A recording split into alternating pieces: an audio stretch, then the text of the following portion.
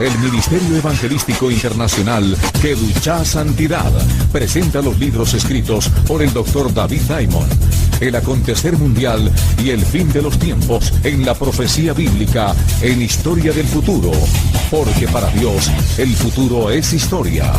Jerusalén y la tierra prometida, el plan de Dios para Israel y el nuevo libro Real Sacerdocio y el glorioso Santuario de Dios, para que usted conozca el verdadero simbolismo y significado espiritual de este tema. Un valioso aporte para el enriquecimiento espiritual y doctrinal del pueblo de Dios. Las fuentes bíblicas, históricas, talmúdicas, rabínicas y aporte de grandes intérpretes bíblicos y teológicos hacen de esta obra un libro diferente. Adquiéralos a través del correo electrónico contactos historiadelfuturo@gmail.com. Para mayor información, comuníquese con la hermana Rita Marconi.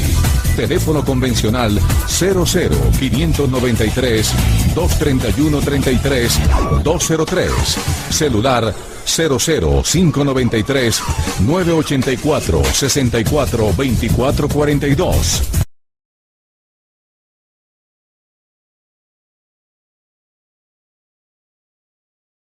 Juan capítulo 11, versículo 25.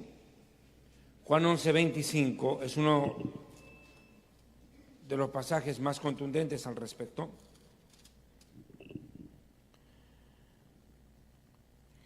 Y le dijo: yo soy la resurrección y la vida. El que cree en mí, aunque esté muerto, vivirá. Y todo aquel que vive y cree en mí, no morirá eternamente. ¿Crees esto? Mi hermano, Yeshua es la respuesta a ese interrogante que cala en el corazón de millones de personas que temen a la muerte. Hay gente que le tiene pánico, terror a la muerte, que cuando escuchan solamente nombrarla, no quieren ni pensar en ello. Han habido muchas personas a lo largo de la historia que han tenido experiencias con este tema de la muerte. Han hecho investigaciones científicas con personas a las cuales las declararon clínicamente muertas, que en alguna cirugía su corazón se paró y por cuestión de segundos o minutos cortos los médicos los declararon muertos y de pronto vuelven. Y es tan fuerte esta situación que hay gente que ha tenido trauma con la muerte. Han visto cosas horribles o han escuchado gritos espantosos y dicen: no quiero saber de morir. Pero hay otras personas que han tenido experiencias con la muerte y que lo que han visto más bien es cosas maravillosas. Como dijo el apóstol Pablo, cosas que no les ha dado al hombre expresar. No hay palabras, no hay diccionario que alcance para explicar lo que uno ve. Las maravillas que Dios tiene para su pueblo. Hay gente que dice: ojalá me muera pronto para irme con el Señor, porque saben lo que le espera. Pero vuelvo y le digo, hay otros que no quisieran morirse nunca. Le tienen terror. Si antes le tenían miedo a la muerte, ahora le tienen terror. Pero hermano, el Señor Jesús dijo que vino a deshacer las obras del diablo y destruir al que tiene el imperio de la muerte, esto es Satanás, dice el libro de los Hebreos. Hermano, nosotros ya no estamos sujetos a esclavitud, mucho menos a esclavitud del temor a la muerte. Para nosotros la muerte es un regalo de Dios, porque nos permite ir al lugar que Él tiene preparado para nosotros. Usted puede tener muchas cosas de valor en la tierra, pero como dijo el apóstol Pablo, todo lo tengo por basura. Todo es basura, hermano. Lo mejor que usted pueda obtener en el mundo, al lado de lo que Dios le da arriba, es simplemente basura, ni cuente. Me debes una polera de Israel. ¿Dónde habrás conseguido? Que estaba buscando algo así, no había. Mire, el Señor es la resurrección. El que cree en Él no morirá eternamente. Yeshua habló mucho de este tema, si me lo permite, por favor, en Juan capítulo 5. De hecho, en el Evangelio de Juan hay las declaraciones más sorprendentes que jamás ser humano hubiera pronunciado en la tierra. Y las dijo Yeshua. Juan 5, verso 28. No se maravillen esto, porque vendrá la hora cuando todos los que están en los sepulcros oirán su voz. Qué tremendo. Los que están en el sepulcro oirán su voz, así como en el valle de los huesos secos. Estaban ahí y escucharon la voz de Ezequiel. Oyeron. Y los que hicieron lo bueno saldrán a resurrección de vida. La pregunta es, ¿qué es hacer lo bueno? ¿Regalar comida a los pobres? ¿Alimentar a los gatitos callejeros?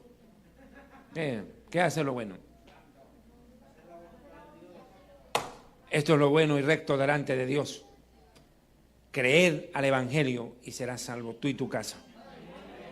Eso es hacer lo bueno. Eso es hacer lo bueno. La gente cree que tiene que hacer obras heroicas para impresionar a Dios. La gente piensa que tiene que ser actos de heroísmo para que Dios diga, wow, dio de comer a 100,000. No, este merece el cielo, viejo. A ver, Ángel Gabriel, tráeme ese gordito. Hermano, no es así.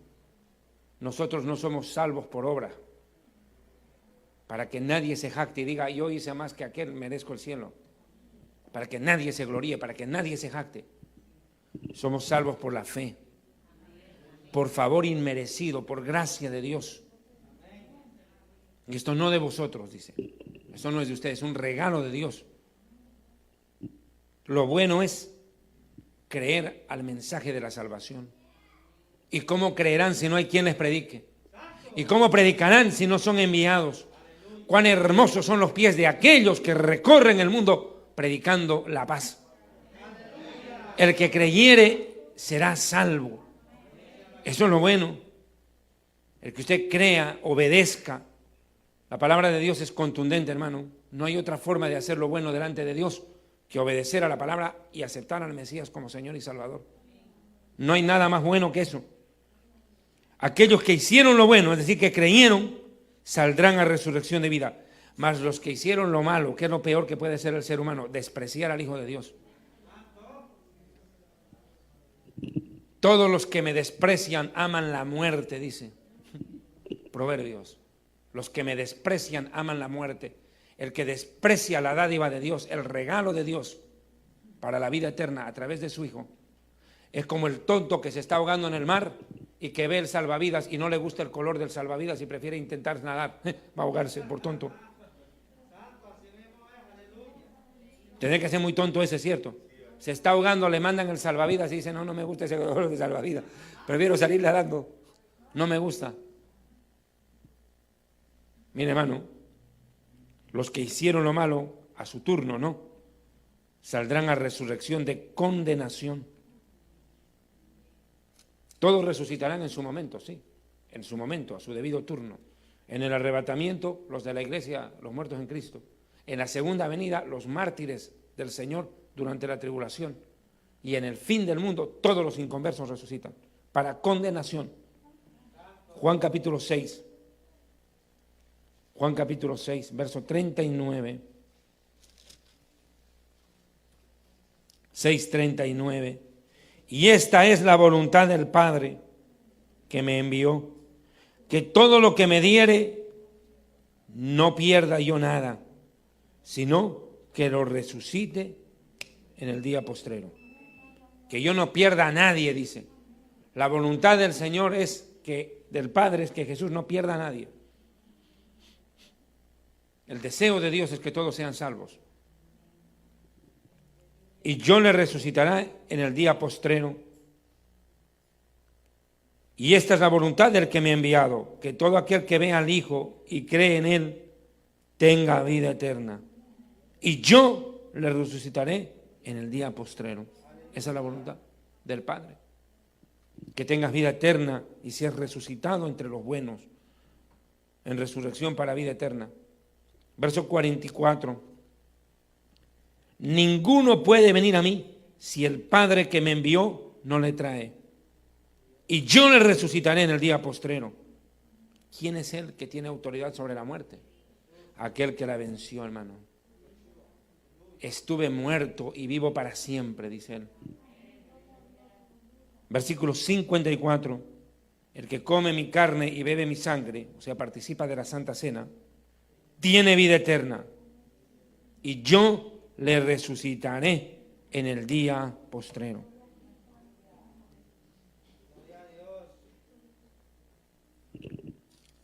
Ahí está la respuesta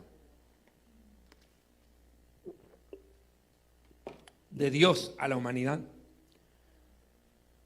Este es el ofrecimiento, el regalo, la dádiva de Dios por medio de su Hijo. Filipenses capítulo 3, verso 20-21. Filipenses 3, 20-21.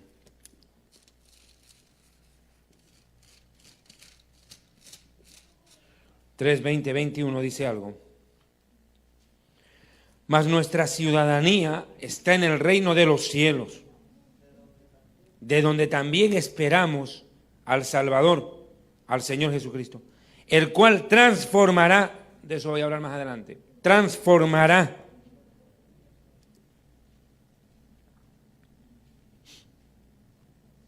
el cuerpo de la humillación nuestra, este cuerpo que se enferma, que se deteriora, que sufre y se muere y se pudre en la tumba, este cuerpo de humillación, para que sea semejante al cuerpo de la gloria suya, por el poder con el cual también puede sujetar a sí mismo todas las cosas, por el poder del Espíritu Santo, para que sea semejante al cuerpo de la gloria suya.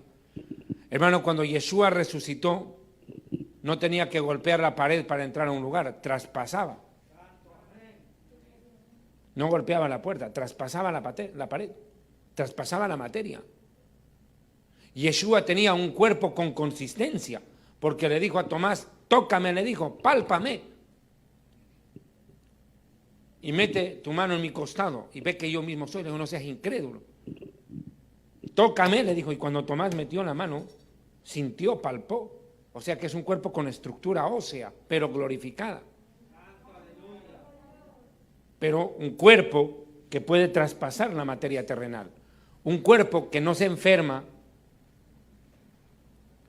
un cuerpo que no se deteriora, un cuerpo que no se vuelve a morir, que no se pudre, un cuerpo que le permite viajar a velocidades incalculables, a la velocidad del pensamiento. Escúchame bien esto. En el cielo las personas se mueven a la velocidad del pensamiento. Entiéndalo bien. A la velocidad del pensamiento se mueve la gente en el cielo. La gente piensa en llegar a un lugar y ¡bum!, aparece allá. Porque tienen un cuerpo que les permite desplazarse a esa velocidad. Los ángeles tienen esa capacidad. Un ángel hoy en día, ahorita está en la tierra, ¡pum!, sube al cielo, de inmediato. Para ellos esas distancias no existen. Ellos se mueven rapidísimo. Y dice la Biblia, y ahí lo hemos leído, que seremos como los ángeles, dice. Con cuerpos como, en ese sentido, con capacidades que no tiene el cuerpo humano por las leyes físicas en las que vivimos. Ahora, los cuerpos glorificados comen, porque dice que cuando Jesús resucitó, pidió pescado, comió pescado. La Biblia dice, bienaventurados los convidados a la cena de las bodas del Cordero. En una cena que hay comida, pues mijo. Los gorditos dicen, cañe. Se consume líquido. Jesús dijo, no volveré a beber el fruto de la vid hasta que llegue el reino de Dios. Se come del árbol de la vida, se come del maná. La Biblia dice que el cuerpo glorificado come, pero no come para vivir. No es que si no come se muere de nuevo en el cielo, no es eso. Ahí es distinta la razón del alimento. Que le quede claro. El cuerpo glorificado puede comer, pero no es que si no come deja de existir. Será un cuerpo diferente, parecido al que tuvo el Señor, Ahora, la gente en el cielo se diferencian entre sí, así como el rostro de uno es diferente al rostro del otro. Los únicos hechos en serie son los chinos. Yo no sé cómo se reconocen entre ellos, todos son iguales.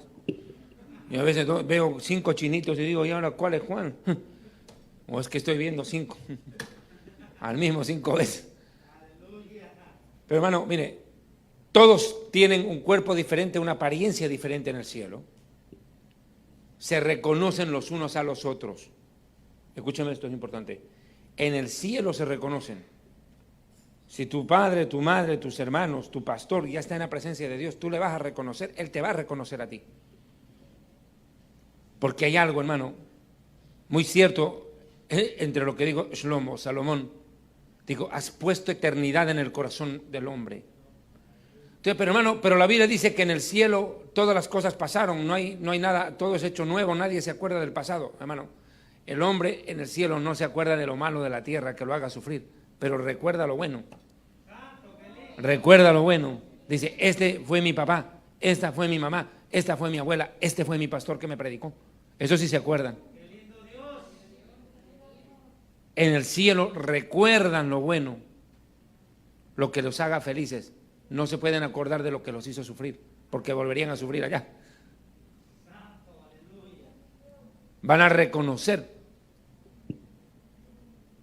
a sus seres queridos. La Biblia dice, en aquella misma hora os sentaréis junto a Abraham, Isaac y Jacob en una misma mesa en mi reino, dijo. ¿Y cómo vas a saber tú cuál es Abraham? ¿Acaso no lo has visto? ¿Y cómo vas a saber? ¿Lo vas a saber? Todos se van a reconocer en los cielos, van a compartir. Es una vida de confraternidad. Allá usted va a ver gente, niños, va a haber muchos niños. Usted va a ver gente joven y va a haber gente mayor, pero no decrépita, cayéndose a pedazos ahí. No, mijito. Todos tendrán un cuerpo que no se enferma, un cuerpo que no muere. Usted reconocerá que son personas mayores, pero no es que están enclenques cayéndose con un bastón de oro. Eso no pasa en el cielo. Son robustos, son fuertes. Saben que nunca morirán, su cuerpo es inmortal. Enseguida voy a explicar eso.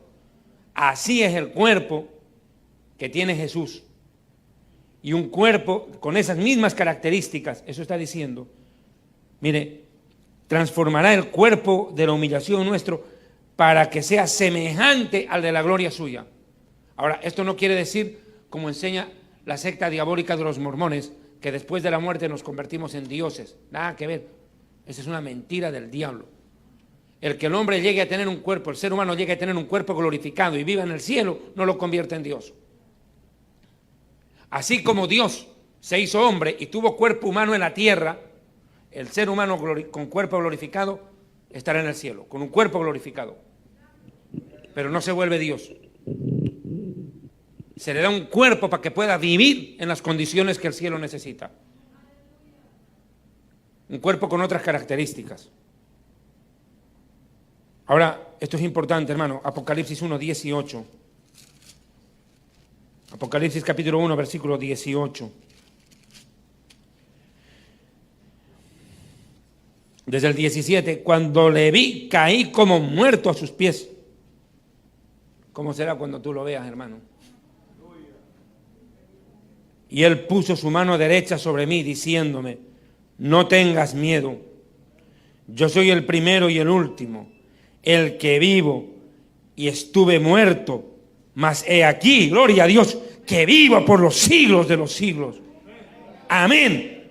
Yo tengo las llaves de la muerte y del infierno. ¿Cuántos alaban a Dios? Denle un aplauso al Señor. Gloria a su nombre, bendito sea Dios. Bendito sea su nombre, hermano. Tremendo. Yo tengo las llaves del infierno. Tengo las llaves, tengo autoridad sobre la muerte y sobre el infierno, sobre el lugar de condenación. Él tiene autoridad sobre todo el universo. El Padre se la entregó. Pero hermano dice, vivo por los siglos de los siglos. Él probó la muerte para salvarnos de ella. Él conoció, se hizo pecado por amor a nosotros, para librarnos del pecado. Él descendió a los infiernos. 3 días estuvo en el centro de la tierra, lo dice la palabra de Dios. Estuve 3 días, dice el Señor Jesús, estaré como Jonás estuvo en el vientre del gran pez, así el Hijo del Hombre estará 3 días y 3 noches en el centro de la tierra. Descendió a los infiernos para que los que creamos en Él no tengamos que ir para allá abajo. Él nos sustituyó no solo en la cruz, entiéndalo, hermano. Él no solamente fue nuestro sustituto en la cruz, que murió en nuestro lugar. No solo murió en nuestro lugar, sino que padeció en nuestro lugar. Fue al infierno para que nosotros no tengamos que ir allá. El problema es para los que no creen, esos sí van para allá. Los que desprecian la salvación. Ahora mire, esto es importante. Los creyentes resucitarán pronto para recibir recompensa. Daniel 12, una vez más. Daniel capítulo 12, versículo 2. Daniel 12, verso 2. Y muchos de los que duermen en el polvo de la tierra serán despertados. Unos para vida eterna. Lo que lo dije anoche lo ratifico hoy. Por primera vez se escucha o se lee, mejor dicho, el concepto de vida eterna. De vida eterna. Daniel escucha por primera vez el concepto de vida eterna. Pero cuando viene Yeshua, este concepto se aclara, se expande. Dice él, el que cree en mí tiene vida eterna. O sea, la vida eterna es un regalo que viene por creer en él. Y otros para vergüenza y confusión perpetua. Lo mismo que dijo en Juan. Llega la hora en que los que están en los sepulcros oirán la voz de él. Unos resucitarán para vida eterna y otros para condenación eterna. Lo mismo que dijo Daniel, Jesús lo ratifica acá. Lucas 14, 14. Este versículo a mí me gusta. Lucas 14, 14.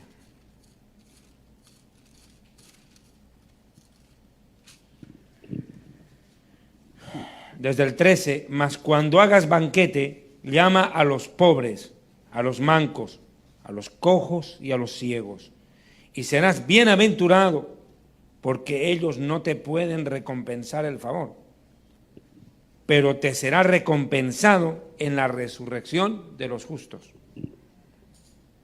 En la resurrección de los justos.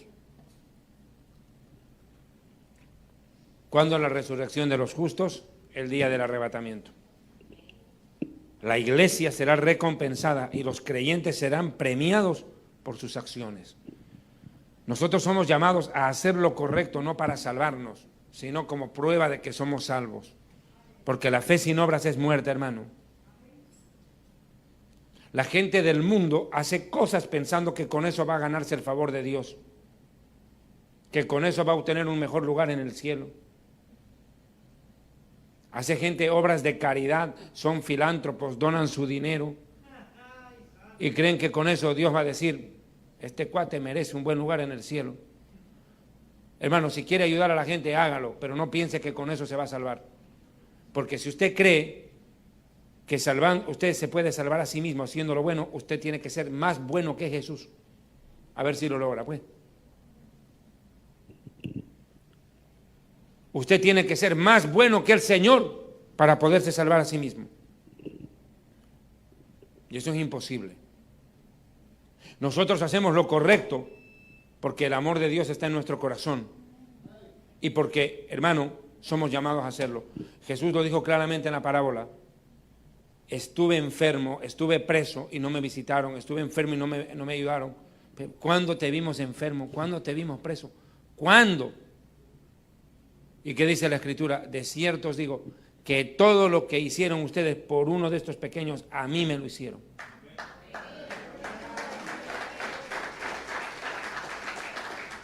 ¿Cómo puedes amar a tu prójimo, a quien ves?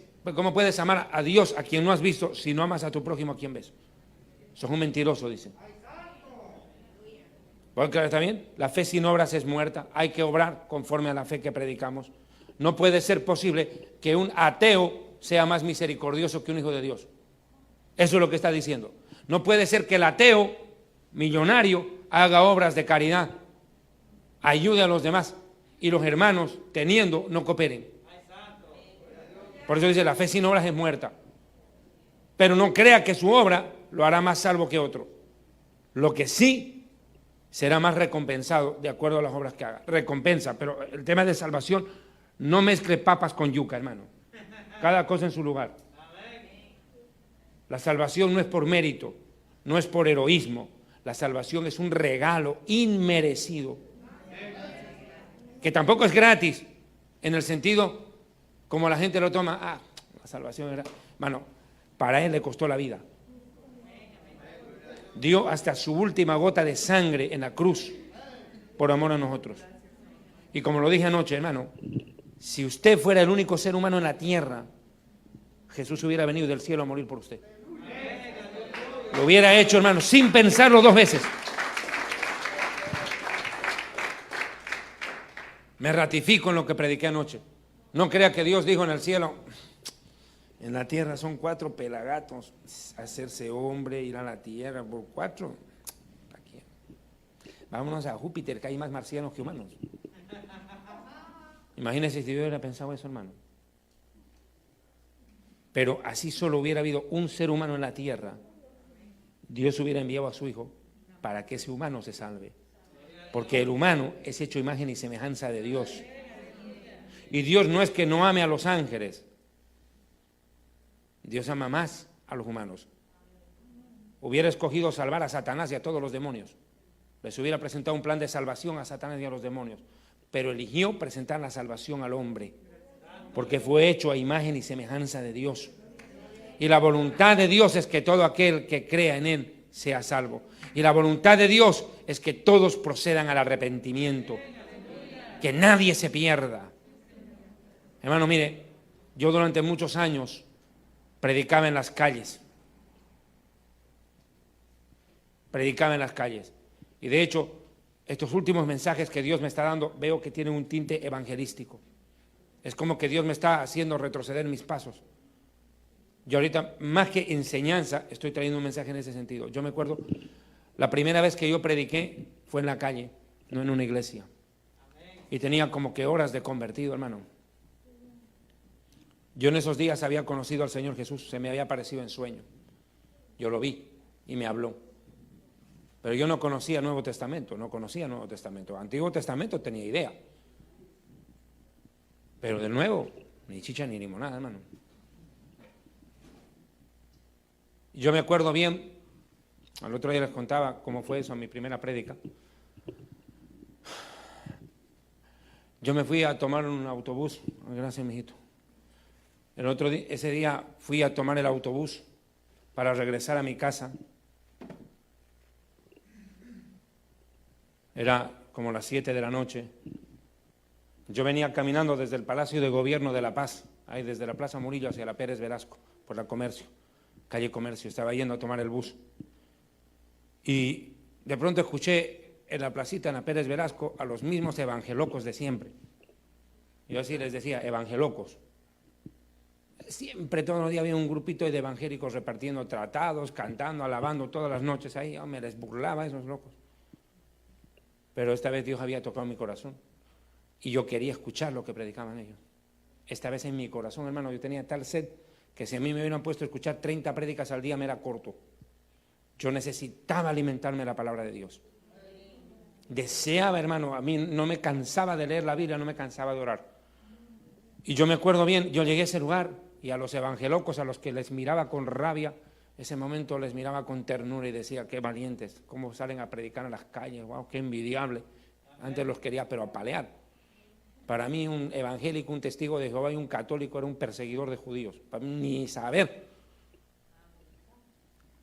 Pero hermano, ese día yo fui y me senté a escuchar. Estaba cantando ahí, las suegritas aplaudían ahí, cantaban. Cuando de pronto el que iba a predicar se me acerca y me dice, tú eres hermano, ¿verdad? Me dice. Yo no sabía si sí o no. Yo no sabía, yo había estado solamente una vez en una iglesia evangélica. Yo no sabía si era hermano, no sabía qué responder. Creo que sí, le dije. Escúchame, me dijo, el Señor me dice que tú vas a predicar. Yo, ¿cómo? Le digo. ¿Cómo voy a predicar? Le digo, no sé, aquí está, tú vas a predicar. Y dije, Dios mío, ¿ahora qué voy a predicar? Y me acuerdo que cuando venía desde la Plaza Murillo, vino un versículo a mi mente, pero rebotaba como canción, la palabra se graba, hermano, se graba a la mente. Y decía, dejen impío su camino y vuelva hacia Dios, el cual es amplio en perdonar. Buscar a Dios en tanto pueda ser hallado, llamadle en tanto está cercano. Y ese versículo, hermano, me rebotaba en la cabeza y me rebotaba como una pelota de ping-pong. Y yo decía, y cuando ese hombre me dijo, vas a predicar, dije, con razón me acordé del versículo. Les repito que yo no conocía el Nuevo Testamento, hermano. Tenía horas de haber conocido al Señor. Entonces ese hombre agarra y me dice, ¿cómo te llamas? Me dice, René David Diamond, le digo. Y me queda mirando como que tu nombre me suena, pero no se acordaba más. Me dice, bueno, ya, y me presenta ahí. Yo no sé ni cómo me presentó porque yo estaba más nervioso, hermano. Estaba más nervioso que monje en discoteca. Y ahora, ¿qué hago con esto? Estaba como lombriz en fiesta de gallinas. Imagínense una lombriz en fiesta de gallinas. Lo cogen, lo desbaratan ahí. Dije, ¿y ahora cómo voy a predicarle a la gente? Hermano, yo desde mis 14 años trabajo como narrador de fútbol. Yo miedo a la televisión, a la cámara, al bolígrafo o al micrófono no le tenía. Pero le tenía terror a la gente. Yo ni Biblia, hermano. Yo le digo al predicador, présteme su Biblia. ¿Y que no tiene Biblia? Me dice, no. Y me queda dudando, como que duda hasta de lo que Dios le habló. Présteme su Biblia, le digo. Aunque sea para mostrar. Y me prestó su Biblia, el hombre. Y me presenta en el púlpito, ahí en la calle, y la gente pasaba y nadie les daba bola a los evangelocos. Y ahora era yo queriendo llamar la atención de la gente, lo mismo que hacían ellos conmigo. Ahora supe lo que era estar en sus zapatos. Ser ridiculizado, burlado e ignorado. Dije yo, ¿qué hago para llamar la atención de la gente? Dije, ¿qué hago para que esta gente escuche lo que tengo que decir? Dije, lo único que puedo hacer es contar cómo el Señor cambió mi vida, cómo se me apareció en sueño, mi papá me botó de mi casa, todo lo que me pasó por creer en Jesús. Mi padre me dijo, te prefiero drogadicto que cristiano, y era drogadicto, hermano. Dije, ahora, ¿qué hago yo? Y dije, ya sé. Señoras y señores, va a comenzar el partido en el estadio Bernardo Siles de la ciudad de La Paz, Bolívar Stroker en el clásico paseño. Y empecé a narrar un partido de fútbol imaginario. Hermano, toda la gente me conocía a mí por la radio. Y se agolpó la gente. Y narré un partido de fútbol, tal como lo hacía en la televisión o en la radio. Como 5 minutos. Con publicidad, con todo. Era lo primero que se me ocurrió. Y la gente así se vino. De todo lado llegó la gente. Y empecé a relatar el partido de fútbol. Como 5 minutos. Y cuando ya terminé, con un grito de gol, todo, la gente empezó a aplaudir. Dije, pero bueno, ahora voy a hablar de algo más importante que el fútbol. Y empecé a predicar, hermano.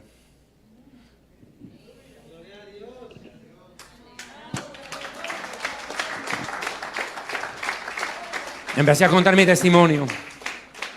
Y la gente sí me conocía, porque yo en Bolivia soy conocido como relator de fútbol, no como predicador.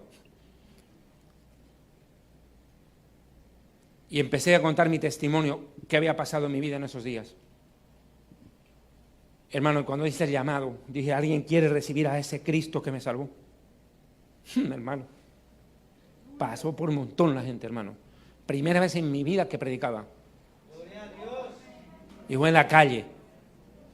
Y yo no conocía ni el Nuevo Testamento. Y cité ese versículo, el único versículo que me acordaba, cité. Con ese versículo fue suficiente. No se trata de que usted se sepa toda la vida de memoria, mi amigo, pero que lo que sepa lo maneje bien.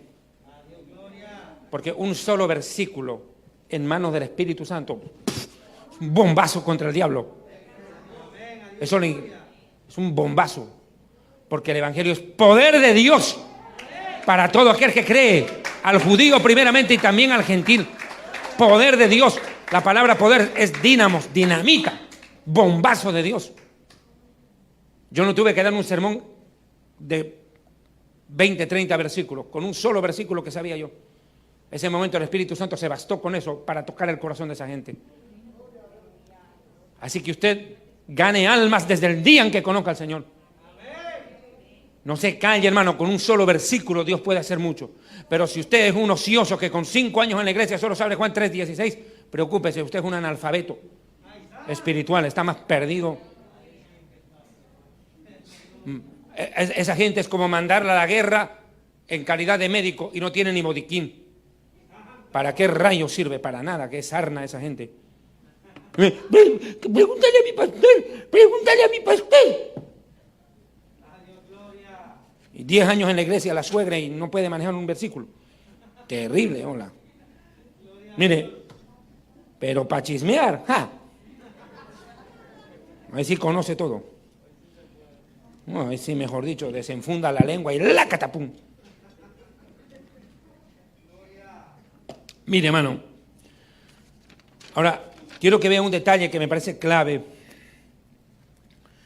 Colosenses 3, verso 4.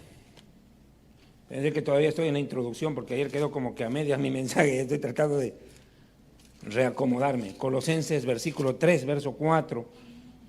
Pero ahora dejad también ustedes todas estas cosas: ira, enojo, malicia, blasfemia, palabras deshonestas de vuestra boca.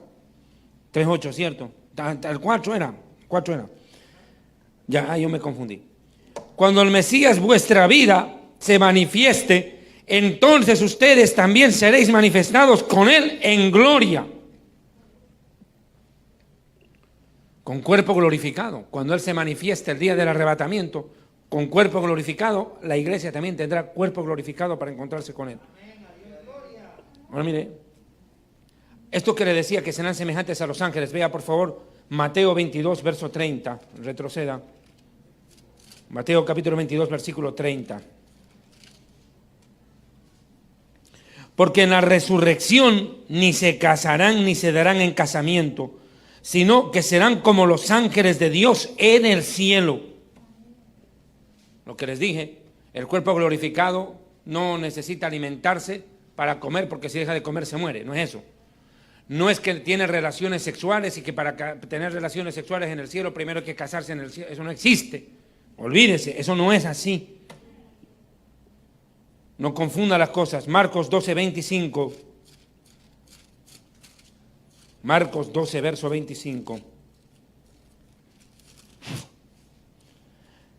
Porque cuando resuciten los muertos, ni se casarán ni se darán en casamiento, libre de suegras, sino que serán como los ángeles que están en los cielos. Suegrita, estamos garroteando gratis acá. Ahora mire, lo que les dije, los cuerpos serán semejantes al cuerpo del Mesías, Romanos 6, 5. Romanos 6, versículo 5. Porque si fuimos plantados juntamente con Él en la semejanza de su muerte, así también lo seremos en la resurrección. O sea, un cuerpo diferente, como el que tiene Él ahora. Primera de Juan 3, 2. Primera de Juan, capítulo 3, verso 2.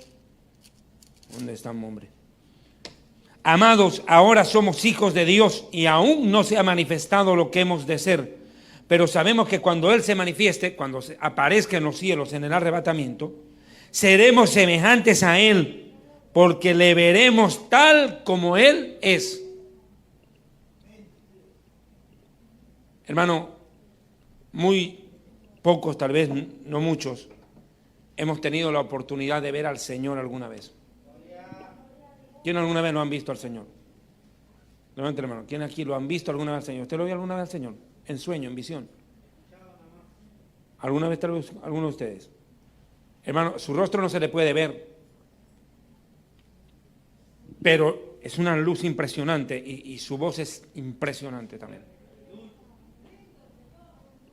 Pero verle cara a cara es algo que solo van a poder disfrutar los que lleguen al cielo. Él dijo: bienaventurados los de limpio de corazón, porque ellos verán a Dios. Mire, hermano, para ver al Señor, Dios limpia nuestra alma, nuestro corazón. Pero le veremos a Él. Ahora, quiero explicar esta doctrina. Yo me dejé al último estos versículos porque la verdad son bien pesados, bien fuertes. Primera de Corintios 15, la doctrina de la resurrección. Primera de Corintios capítulo 15, es un capítulo entero en el que el Rab Shaul, imagínense, en 58 versículos habla de la resurrección. Ahora obviamente no voy a ver los 58, pero es todo un capítulo que Pablo se toma para hablar de este tema, porque lo dije anoche y lo ratifico. Usted no puede predicar el evangelio si no predica la resurrección.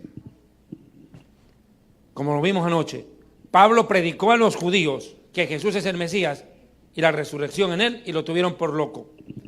Fue a Grecia y les predicó de la resurrección y lo tuvieron por palabrero. Y dijo, por predicar de la esperanza, que es el Mesías, y de la resurrección, se me quiere condenar, dijo Pablo ante Agripa. Por predicar resurrección. ¿Qué tan importante es predicar la resurrección, hermano? Es demasiado importante. Porque así como usted ahorita en vida espera el arrebatamiento para ir al cielo, hermano, los creyentes en el cielo están esperando resucitar. Están esperando que llegue el día de la resurrección. Porque esas almas que están ahorita en el cielo están esperando el momento en que suene la trompeta para venir a tomar ese cuerpo en la tierra, que está ahí sepultado, y luego levantarse con ese mismo cuerpo, pero ya glorificado. Vuelvo y le digo, no crea usted la doctrina falsa de los adventistas, que pareciera lógica. A veces uno como que, de que el alma de las personas queda retenida en el cadáver hasta la resurrección. Eso no es cierto, hermano. Es una doctrina falsa. Y algunos me han dicho, hermano, ¿qué opinan ustedes de la cremación? Yo ya lo he predicado hasta el cansancio. Deje marcado 1 Corintios 15. 1 Corintios 15, déjenlo marcado. Quiero que vea un pasaje en Amós, libro del profeta Amós.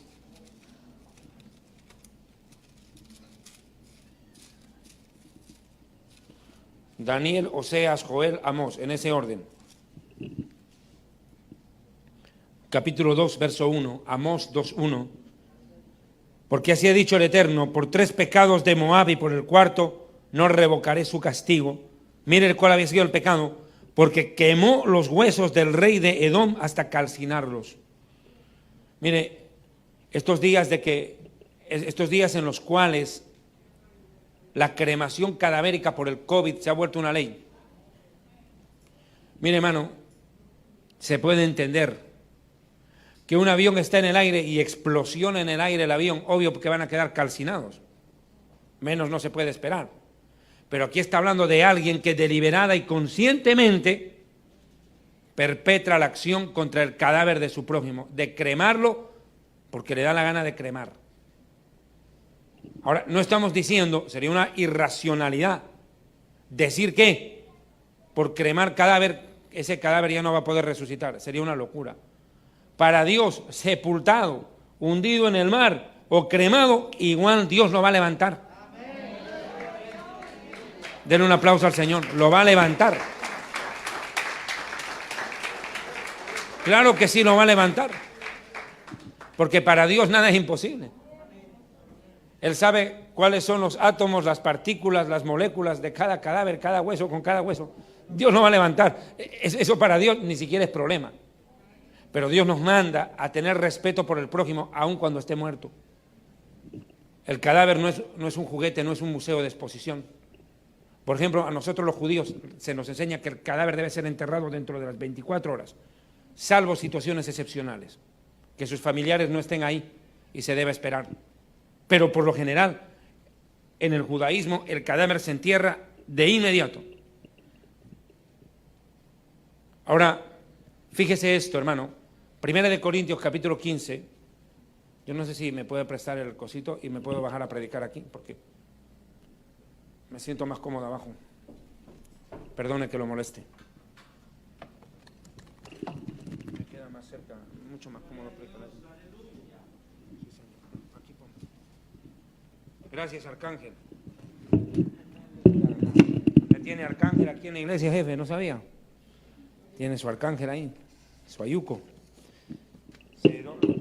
Un poquito.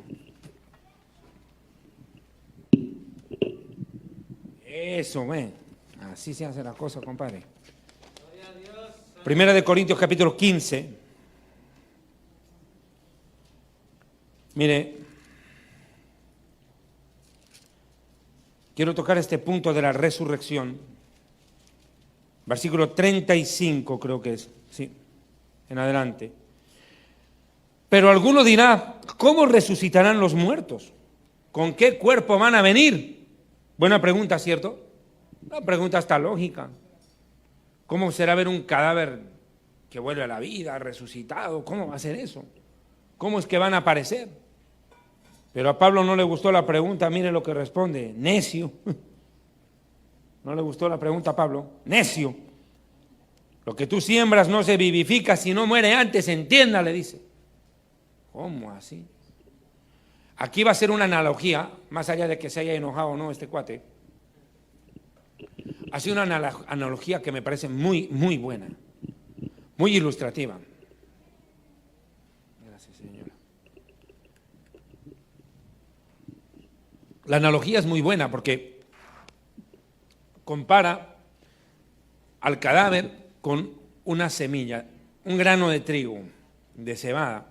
Usted agrana el granito, escarba la tierra, la tapa, lo entierra. En la tierra va a germinar, va a reventar esa semillita y va a empezar a crecer la raíz, luego el tallo, las hojas y va a dar fruto, ¿cierto? El grano. Ese es el proceso. Bueno, acá es lo mismo que hace. Y lo que tú siembras no es el cuerpo que ha de salir, sino el grano desnudo, ya sea de trigo o de otro grano. Pero Dios le da el cuerpo como Él quiso. A cada semilla su propio cuerpo. Hay una semilla de trigo, el trigo es diferente a lo que es el centeno, cada quien es diferente. El maíz. No toda carne es la misma carne, porque una carne es la carne de los humanos, de los hombres, otra la carne de las bestias, otra la carne de los peces y otra de las aves. Cada cual tiene su propia composición. Así también, dice, hay cuerpos celestiales y cuerpos terrenales, porque una es la gloria de los cuerpos celestiales y otra la de los terrenales. ¿Cuáles son los cuerpos celestiales? Partamos desde lo más elemental, los ángeles, ¿cierto? Y también los astros. Mire, una es la gloria del sol, otra es la gloria de la luna y otra la gloria de las estrellas, pues una estrella es diferente de otra en gloria, es decir, en apariencia. En apariencia. Esto es importante. Usted mira todas las estrellas iguales, pero cuando se acerca no son iguales, para nada. En fulgor, en tamaño, en todo, son diferentes. Cada estrella es diferente de otra. Así también es en la resurrección de los muertos. Se siembra cadáver que se corrompe, cuerpo que se corrompe, cuerpo de carne, hueso y sangre, y resucitará en incorrupción. Se siembra estos cuerpos que se deshonran, que se enferman, que se deterioran, y resucitará en gloria. Se siembra en debilidad, este cuerpo es débil, es frágil, se enferma, y resucitará en poder, un cuerpo que no se vuelve a enfermar. Se siembra cuerpo animal, resucitará cuerpo espiritual, porque hay cuerpo animal y cuerpo espiritual, o sea, cuerpo de la tierra y cuerpo del cielo. Así también está escrito, fue el primer hombre, Adán, alma viviente, y el postrer Adán, el segundo Adán, el Mesías, espíritu vivificante. Mas lo espiritual no es primero, sino lo animal, y luego lo espiritual. Lógico, primero tiene que nacer en este mundo, morir, y luego tener cuerpo glorificado para ir al cielo. Está aclarando, no es al revés.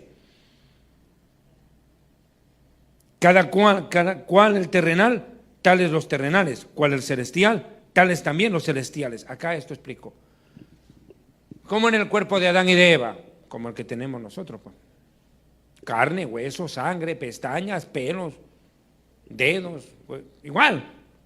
Así como era Adán y Eva, somos los humanos, somos la raza humana. Ahora, ¿cómo será en lo espiritual? Tal cual es el cuerpo del Mesías, será el cuerpo de los creyentes. ¿Cuántos alaban a Dios? Tan difícil no es de comprender. Él es el ejemplo, el modelo a seguir. Él es el modelo a seguir. Ahora, fíjese. Y así como hemos traído la imagen del terrenal, traeremos también la imagen del cuerpo celestial. Pero os digo esto, hermanos, dice, pongan cuidado, que la carne y la sangre, ya, los huesos más si quieren, carne, hueso y sangre, esta contextura física terrenal, no puede heredar el reino de Dios. Ni este cuerpo que se corrompe en la tumba, se pudre y todo, hereda la incorrupción. Y aquí les digo un misterio, aquí aclare, deténganse. Una cosa es un misterio y otra cosa es el secreto. Quiero aclarar esto. La Biblia dice en Deuteronomio, las cosas secretas pertenecen al Señor, pero las reveladas son para nosotros y para nuestros hijos desde ahora y para siempre, dice. Deuteronomio 29 es eso. Miren, hay cosas que son secreto de Dios. Nadie lo sabe, solo Él. Secreto. Ejemplo, la hora del arrebatamiento, el día del arrebatamiento. Eso es un secreto. Eso es secreto. Pero otra cosa es misterio. Misterio es una verdad espiritual que la razón no entiende, pero Dios la revela por su palabra. Eso es un misterio. Es una verdad espiritual que el hombre no entendería por la razón, pero está revelada en su palabra por el Espíritu Santo. Un ejemplo, grande es el misterio de la piedad, dice. Dios fue manifestado en carne, predicado a los hombres, muerto, resucitado, visto por los ángeles y ascendido al cielo, dice. Misterio de la piedad. Ese es un misterio. Otro en el Apocalipsis, y en su frente escrito un misterio. Babilonia la grande, la madre de las rameras. Misterio, no es lo mismo misterio que secreto. Es una verdad que está escrita y se puede entender por el Espíritu Santo. Como dice la Escritura, cosas que ojo no vio, ni oído oyó, ni han entrado al corazón humano, ni a la mente humana, son las que Dios tiene preparadas para las que le aman, pero nos las reveló por el Espíritu, porque el Espíritu Santo todo lo escudriña aún lo profundo de Dios. Clama a mí y yo te responderé y te enseñaré grandes cosas ocultas que tú no conoces. Eso es obra del Espíritu Santo, revelar los misterios. Pero otra cosa es un secreto, pues, hermano. Y aquí se está hablando de un misterio, o sea que es algo que a la mente humana le parece una locura. A la mente humana le parece, ¿de qué está hablando este? Con razón los filósofos griegos escuchaban predicar a Pablo y decía, ¿y este pana qué se habrá fumado? ¿De qué está hablando? Que los muertos vuelven a la vida, resurrección, Jesús, un Dios que se hace hombre sin intervención de hombre y muere por los hombres para salvarlos y luego resucita y hace que los otros resuciten. ¿Qué le dijeron? Otro día te oiremos de eso, le dijeron. Palabrero, así lo dejaron con la palabra en la boca a Pablo, en Atenas. Los romanos tampoco lo entendían, los judíos les parecía locura, aunque era una codoctrina, ya lo hemos visto, que había en el judaísmo la resurrección. Pero lo rechazaron en sus mensajes sobre este tema, salvo los fariseos que sí compartían el tema de la resurrección en su teología.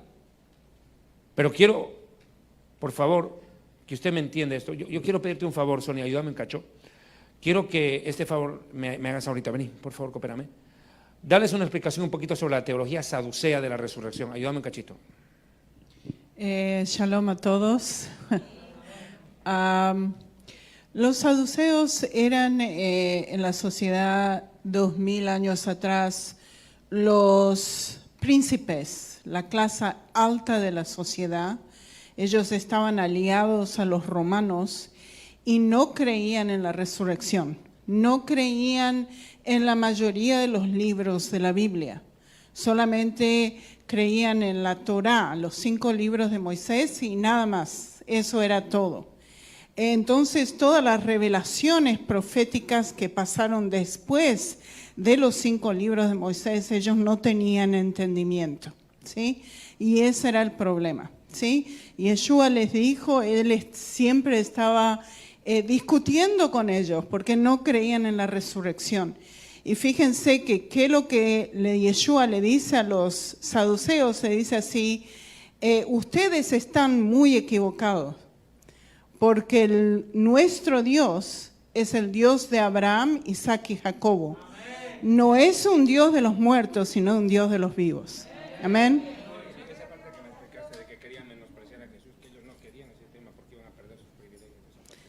Sí. ¿Qué es lo que estaban haciendo también los saduceos? Por ser príncipes de la sociedad, ellos estaban aliados a los romanos y querían el status quo de los romanos. Ellos querían mantener la misma posición en sociedad.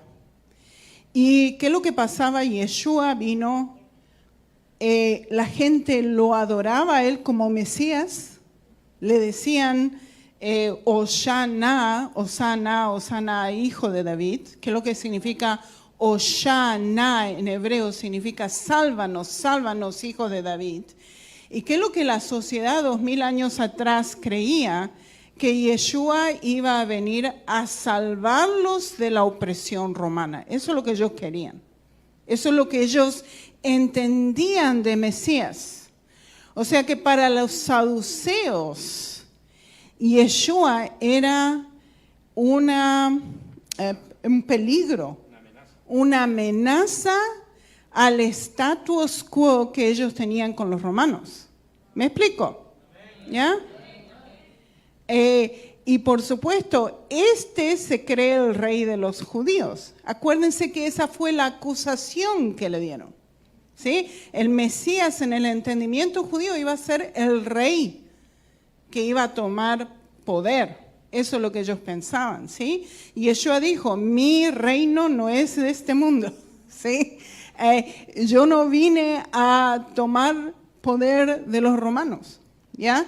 Ellos no entendían el mesianismo de Yeshua, ¿sí? Muchos años después, el Señor resucitó, está con los discípulos y le explica de qué es lo que está escrito de él en las Escrituras, porque inclusive los discípulos no entendían qué tipo de mesianismo él tenía.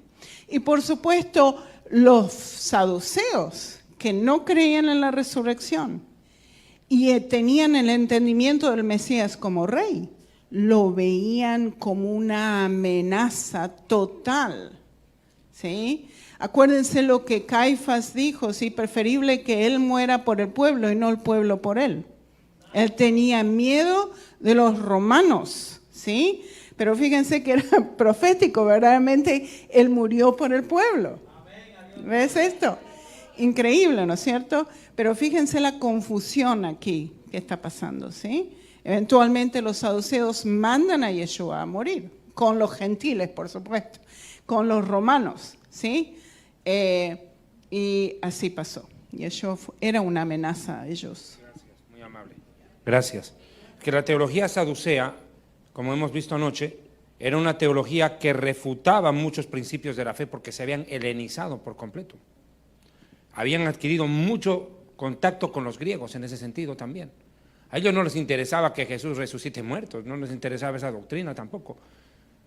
Ni que ascienda rey, si es de que hubiera llegado a hacerlo, porque en pocas palabras, como dice Sonia, haber agarrado a los saduceos que tenían comprado el poder por negociaciones turbias con los romanos, hubieran perdido sus privilegios, por eso era una amenaza. Hubieran perdido, porque ellos eran los dueños del Sanedrín. Y lo compraban el Sanedrín, el sumo sacerdocio con plata, era un negociado eso. Corrupción total. Anás y Caifás, claro. Ahora mire, aclarado ese tema, en cambio los fariseos sí tenían una teología que defendía la resurrección, porque a diferencia de los saduceos, que como bien dice la Sonia, los saduceos solo creían en la Torá, en el Pentateuco, Bereshit, Shemot, Vaikra, Bemidbar y Devarim, los 5 libros de la Torá. Los fariseos sí creían en toda la inspiración del Antiguo Testamento. Claro que creían, y sabían que había resurrección, porque leyeron el libro de Reyes, tuvieron que haber visto cuando Elías resucitó al hijo de la viuda de Sarepta, o Elisha, que resucita a otro muerto. Entonces, hay que entender cuál era la comprensión de resurrección para los dos grupos. Los unos lo niegan, los otros lo creen. Ahora mire, por eso dice acá, y aquí me va a entender mejor lo que le voy a decir. Me perdí yo.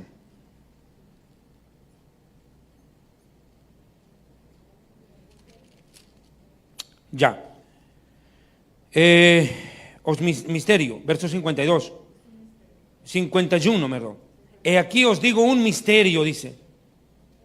No todos dormiremos, pero todos seremos transformados. ¿Cómo opera la resurrección? Opera por medio del Espíritu Santo como un milagro que le permite al alma de una persona volver a su cadáver, a su propio cadáver. Eso entiéndalo. No es que el alma de Juanito se va a meter en el cuerpo de la Juanita para que después diga, soy hombre metido en cuerpo de mujer. Ahí sí se va a creer gay, con derecho. Sería una locura. Sería el cómo. ¿Qué es lo que dicen los homosexuales? Yo soy un hombre. Las lesbianas, ¿qué dicen? Soy el hombre, un hombre metido en cuerpo de mujer. Eso dicen pues. El homosexual, ¿qué dice? Soy una mujer metida en cuerpo de hombre. ¿Cómo puede pasar eso? El único caso donde yo he visto que un hombre está metido en el cuerpo de una mujer es el feto del varón en el vientre de su madre. Es el único caso que yo encuentro, porque no encuentro otro, hermano. Ahí sí un varón está metido en el cuerpo de una mujer, pero ahí sí tal vez, pero no la sandez que estos dicen. Pues una sandez. Hablan sandeces, incongruencias, barbaridades ya, demasiado, hermano. El mismo diablo debe decir, ¿y este qué le pasa? El mismo Satanás se debe asustar con los argumentos que utilizan estos tipos. Es que es una verdadera barbaridad, hermano. Homosexuales dicen, la mujer tiene derecho de abortar. Eso dicen los homosexuales y los aborteros. La mujer tiene derecho de hacer con su cuerpo lo que le dé la gana. La mujer. ¿Y qué tal si lo que están matando es otra mujer ahí dentro? Y esa mujer no tiene derecho. ¡Santo! Terrible la maldad humana. Dijeron primero, los negros no son humanos. Luego dijeron, los judíos no son humanos. Y ahora los fetos no son humanos. A justificar el crimen. ¿Cómo la maldad del ser humano es tan grande? Primero no le reconocieron a los negritos su derecho humano. Luego a nosotros los judíos, que no éramos humanos. Y ahora los fetos no son humanos. Siempre hay un grupo contra el que va el hombre. Oye, qué terrible. Qué barbaridad. Ahora mire, esto ocurre con una transformación. Es el alma regresando a su propio cuerpo. Ese es el misterio. Y cuando toca, ¡pum!, transformación. Resucita. A diferencia de los hombres de la Biblia que ya resucitaron, como Lázaro, ese Lázaro resucitó con cuerpo mortal, porque después tuvo que haberse vuelto a morir.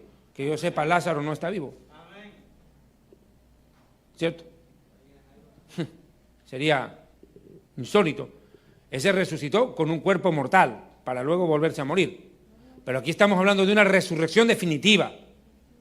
No para volver a vivir en la tierra, sino para irse al cielo. Entonces esas almas de los justos que están ahorita en la presencia de Dios tienen que venir a tomar su cuerpo, su propio cuerpo. Eso va a ser un impresionante, hermano. Usted se imagina a miles de millones de almas viniendo a recoger su propio cadáver. ¿Usted se imagina eso? Eso supera la razón. Ese es un misterio. Por eso es un misterio, porque supera la razón. Las almas de los justos vienen a tomar su propio cuerpo. No todos dormiremos, sí, porque algunos vamos a estar vivos en el momento del arrebatamiento, ya lo vamos a ver enseguida. Pero todos seremos transformados, en eso sí estamos en completo claridad. Cuerpo transformado. Y no cambio de sexo, sino cambio de cuerpo, de carnal a celestial. En un momento, en un parpadear, abrir y cerrar de ojos. Parpadear. En un parpadear. En un abrir y cerrar de ojos. Imagínese, será tan rápido esto. Porque se tocará trompeta y los muertos serán resucitados incorruptibles. Y nosotros seremos transformados. Hermano, en el arrebatamiento, los dos grupos, los creyentes vivos y los creyentes muertos, experimentan la transformación de sus cuerpos. En un segundo. Revestimiento de cuerpo. Porque es necesario que este cuerpo corruptible se vista de incorrupción. y este cuerpo mortal se vista de inmortalidad. Usted va a estar caminando en la calle, hermano, y suena la trompeta y algo de arriba va a venir sobre usted. ¡Fum! Y cuando usted vea, hermano, ya no va a quedar con ropa negra, va a quedar ropa blanca, y cuando levante ya está arriba. Ni se dio cuenta en qué momento fue. Ni se den cuenta en qué momento fue eso, porque la gente va a estar arriba caminando y seremos arrebatados para arriba, y cuando mire su cuerpo ya no es el mismo. Y usted va a decir que su cuerpo, ¿y qué pasó? Ya no es el mismo cuerpo. Es un cuerpo inmortal, revestido, dice, en un segundo. ¡Fum!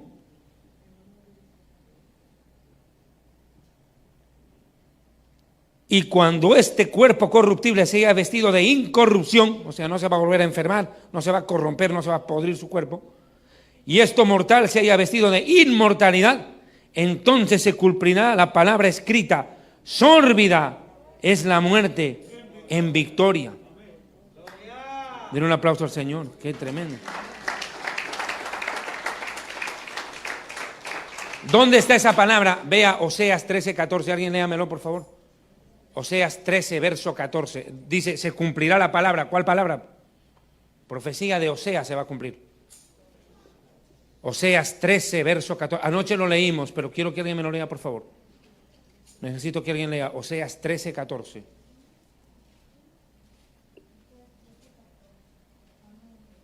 Fuerte, mijo. De la mano del Seol los redimiré, los libraré de la muerte. Oh muerte, yo seré tu muerte y seré tu destrucción. Oh Seol, la compasión será escondida de mi vista. ¿Se da cuenta? De la mano del Seol los redimiré. Oh muerte, yo seré tu muerte. Voy a acabar contigo, seré tu destrucciones. De la mano del Seol los redimiré. Mire, hermano, ahora escuchen esto. La muerte no va a tener poder sobre la iglesia con cuerpo glorificado, sobre los creyentes. Sórbida es la muerte en victoria. ¿Dónde está, oh muerte, tu aguijón? ¿Dónde, oh sepulcro, tu victoria? Cualquiera cree que dice, bueno, murió, ahí quedó. No, no ahí quedó, no es que ahí quedó, mijito. No es que ahí quedó. El sepulcro no va a vencer al creyente. Porque escrito está que si vivimos para Él vivimos, si morimos para Él morimos, sea que vivamos o que muramos, somos del Señor, porque ni la vida ni la muerte nos podrá separar del amor de Dios en el Mesías Yeshua. Ni la muerte tiene el poder. Hermano, la tumba no tiene poder de retener al creyente. Saldrá con un cuerpo glorificado. Y no cree usted que el muertito va a estar ahí. Desentiérrenme, tengo que salir. Hermano, imagínense qué sepulturero se atreve a hacer eso. Hermano, ¡fum!, va a salir disparado de ahí de la tumba. Va a atravesar el cajón, la tierra, la piedra, todo lo que le hayan echado encima. ¡Fum!, va a salir disparado. El día del arrebatamiento, porque la materia no puede retener la inmateria. ¿Me dejo entender? El cuerpo glorificado de Jesús atravesaba las paredes, hermano. El creyente resucitado que está bajo tierra va a atravesar la tumba. No es que va a pedir que le abran para que lo dejen salir. ¿Me dejo entender, cierto? Y esa es la prueba clara que tendrá un cuerpo como el del Señor, que no tenía que golpear la puerta para entrar, atravesaba las paredes. Aquí también va a atravesar la tierra, piedra, cemento, lápida, todo lo que le hayan colocado, mausoleo, va a salir igualito. Y va a volar y va a mirar su tumba vacía ahí abajo. Así, vencí la muerte. ¿Dónde está, oh muerte, tu victoria? Así como Él venció, resucitó, nosotros también. Imagínense lo que será para ellos. Será un momento de victoria para los creyentes fallecidos. Un momento esperado por ellos.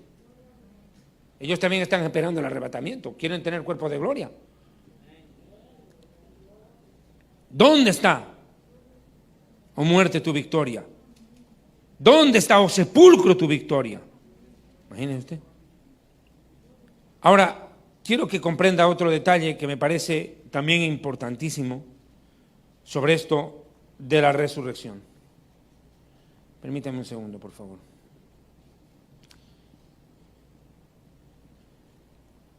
Chun, chun, chun.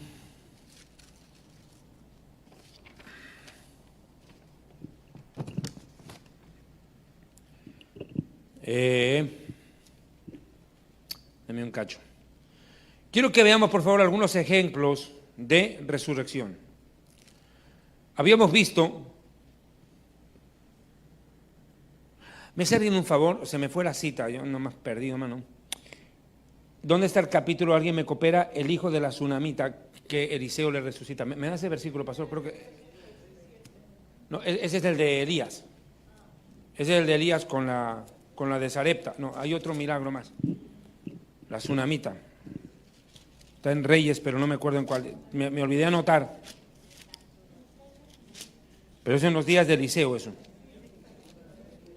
Segunda de Reyes es, ¿no? Va a disculpar, no tomé la cita.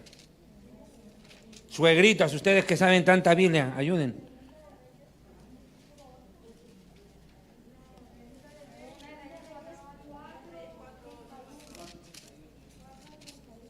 Gracias.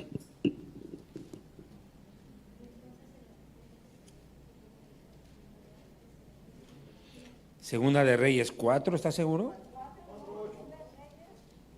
8. Ah, ya. Sí.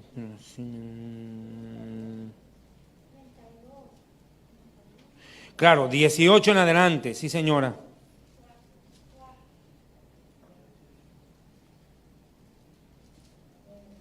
Ya, 18, vamos rápido.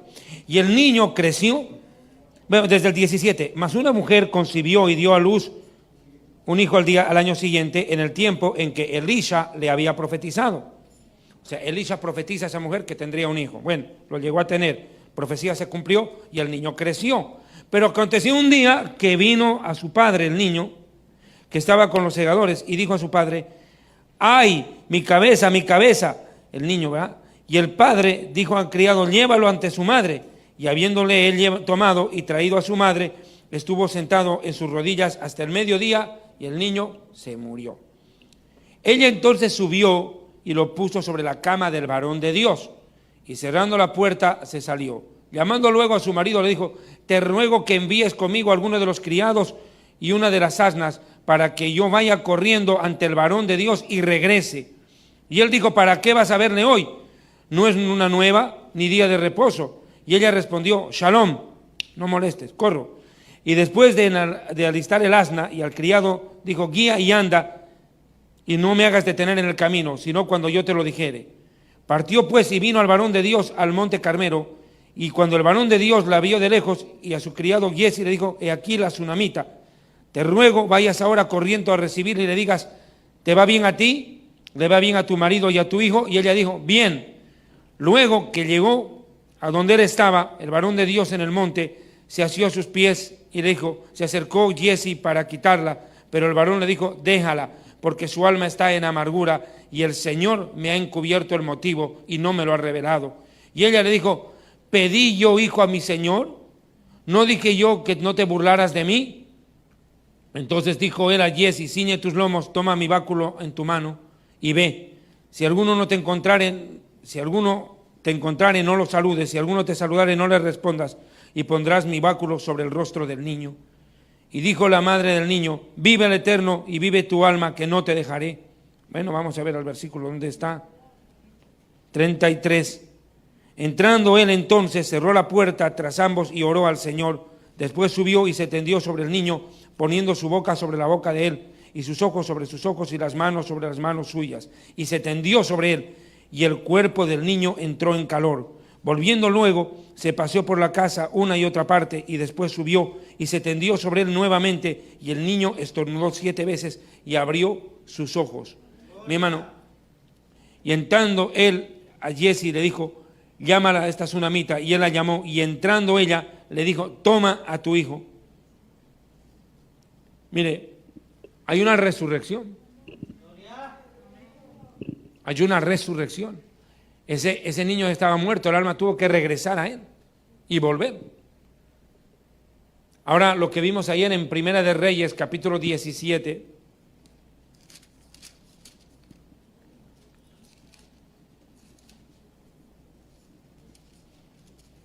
Lo vimos ayer, lo voy a tomar simplemente como referencia, no me quiero detener tanto acá. 17:17. Después de estas cosas aconteció que cayó enfermo el hijo de la ama de casa, y la enfermedad fue tan grave que no quedó en él aliento. Y ella le dijo a Elías: ¿Qué tienes, qué tengo yo contigo? ¿Qué te he hecho a ti, varón de Dios? ¿Has venido para hacer memoria de mis maldades y para hacer que mi hijo muera? Y él le dijo: dame acá a tu hijo. Entonces lo tomó de su regazo y lo llevó al aposento donde él estaba y lo tendió sobre su cama. Y clamando al Eterno dijo: Eterno Dios mío, aún a la viuda en cuya casa estoy alojado has afligido, haciéndole morir a su hijo. Y se tendió sobre el niño 3 veces y clamó al Eterno y dijo: Señor y Dios mío, te ruego, fíjese, que hagas volver el alma de este niño a él. Y el Eterno oyó la voz de Elías, y el alma del niño regresó a él y revivió. ¿Qué es resucitar? Que el alma regrese a su propio cuerpo. Eso es la resurrección. Ahora, este fenómeno, vamos a 1 Tesalonicenses, está acompañado con el del arrebatamiento, de lo cual voy a explicar un momento. No sé si tengo todavía un tiempo. Sí, un poquito más de. En 1 Tesalonicenses capítulo 4,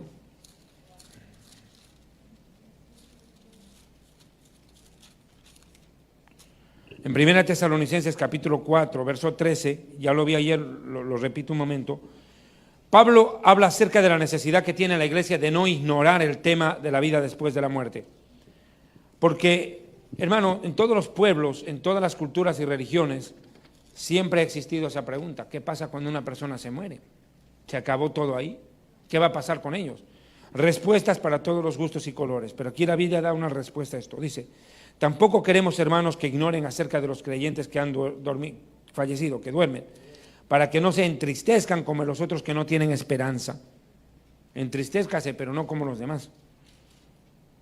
Pero si creemos que Jesús murió y resucitó, cuando digo como los otros, no es que piensen en el suicidio, en el alcohol,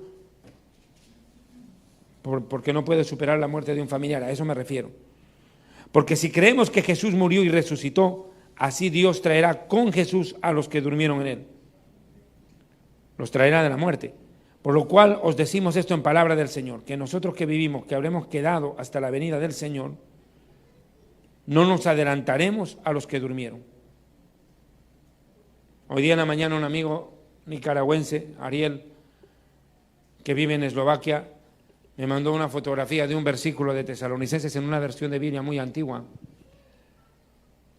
Y dice: y nosotros que habremos sobrevivido, dice, los sobrevivientes, dice, imagínense. En vez de decir que habremos quedado, dice, y nosotros que habremos sobrevivido, nosotros los sobrevivientes, dice, imagínese usted. No nos adelantaremos a los que durmieron, porque el Señor mismo con voz de mando, con una voz de orden, de arcángel y con trompeta de Dios, una vez más lo digo, hermano, hay mucha confusión en la gente con este tema. Dicen, hermano, el arrebatamiento de la iglesia va a ser cuando suene la última trompeta en el Apocalipsis. Hermano, en el Apocalipsis las trompetas las tocan los ángeles y cada trompetazo es un juicio de Dios. Es un castigo a la tierra. En cambio aquí no es trompeta de ángel, es trompeta de Dios mismo. Él suena el shofar. No es un ángel, Él mismo se encarga. Desciende del cielo y los muertos resucitarán primero. Los muertos en el Mesías. Los creyentes resucitarán. Voz de mando y trompeta. La voz de mando, ¿quiénes la escuchan? Jesús dijo: mis ovejas oyen mi voz y me siguen. Y me siguen, dijo. Y si está arriba, ¿dónde van las ovejas? Arriba. La voz de mando, la voz de orden es: suban acá. Listo, se acabó. No va a decir más tampoco. Con solo una orden basta. No necesita repetirla 2 veces. Suban acá. La voz de mando la van a escuchar. Y Juan lo habíamos leído. Llega la hora, dice, cuando los que están en los sepulcros oirán su voz. Salgan, les va a decir. Salgan de sus tumbas. Voz de mando, orden. No les va a decir, por favor tengan la amabilidad, háganme el favor, pues salgan, oye. La orden es directa. Salgan, suban, vengan. Voz de mando. Trompeta de Dios, shofar.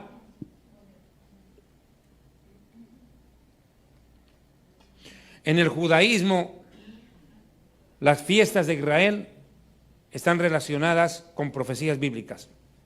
En Pentecostés, en Shavuot, cuando el Eterno desciende al Sinaí y entrega la Torá a la nación de Israel, los mandamientos en el Har Sinaí, en el monte Sinaí, dice que se escuchaba bocina, dice la Reina Valera, no es bocina, dice trompeta, shofar, dice. Se escuchaba el shofar como un estruendo.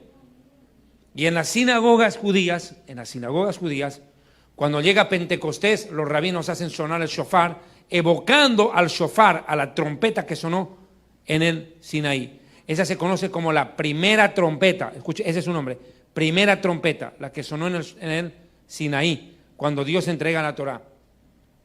Y en el Pentecostés de la iglesia el Espíritu Santo descendió y el Espíritu Santo se derramó sobre los creyentes. Esa es la primera trompeta.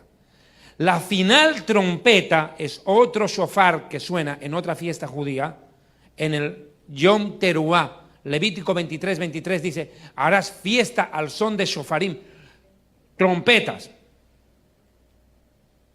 Vas a hacer fiesta en honor al Señor, en honor a Él, al hacer sonar las trompetas, dice. Esa es la final trompeta. ¿Por qué se llama final trompeta? Porque es la fiesta del Año Nuevo judío. Pone fin al año que está terminando y da inicio al nuevo. ¿Me dejo entender? Es como cuando en Navidad o en el Año Nuevo suenan las sirenas, tiran los petardos. Usted que a las 12 de la noche cambió de año, pues hermano. Se acabó el año, final del año, inicio del nuevo. ¿O no es así? Bueno, aquí lo mismo. Final trompeta porque pone fin al año viejo y da inicio al nuevo. Esa es la final trompeta. Y esa profecía se relaciona con la del arrebatamiento. Porque aún en la literatura rabínica se dice que los muertos resucitarán durante esa celebración. Entiendan bien eso.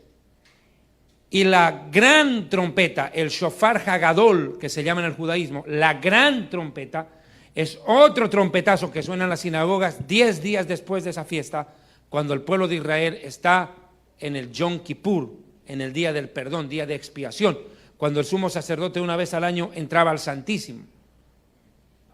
Cuando terminaba toda la ceremonia, que duraba todo el día, porque eso no era de 10 minutos, todo el día duraba el Yom Kippur, y cerraban con la bendición sacerdotal, Birhat HaKohanim, cuando los sacerdotes de Israel, los hijos de Aarón, mis ancestros, hijos de Aarón, salían y bendecían a la nación de Israel y sonaban el shofar y decían claramente que Dios ya había expiado el pecado de la nación por un año, porque era anual, cada año había que hacer el rito. Fíjese, hay la primera trompeta, la final trompeta y la gran trompeta.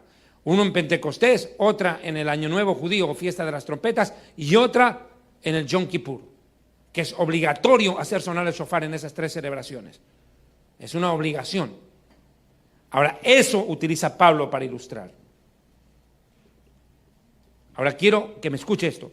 El día del arrebatamiento sonará la final trompeta. La final trompeta.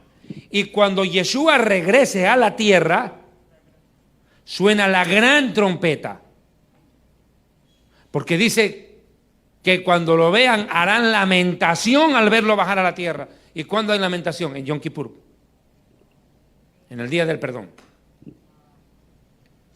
Y llorarán, dice, y me mirarán a mí, a quien traspasaron, y se afligirán. ¿Cuándo un judío se aflige? En Yom Kippur. O sea, el Yom Kippur representa la segunda venida y Año Nuevo judío representa el arrebatamiento. Y en las dos suena trompeta. Y le voy a demostrar con la Biblia. Aquí no nada de marihuanada. Para marihuanadas vaya a escuchar a Guillermo Maldonado. Mire, vamos a Biblia, Mateo capítulo 24. Mateo 24 y se lo voy a demostrar.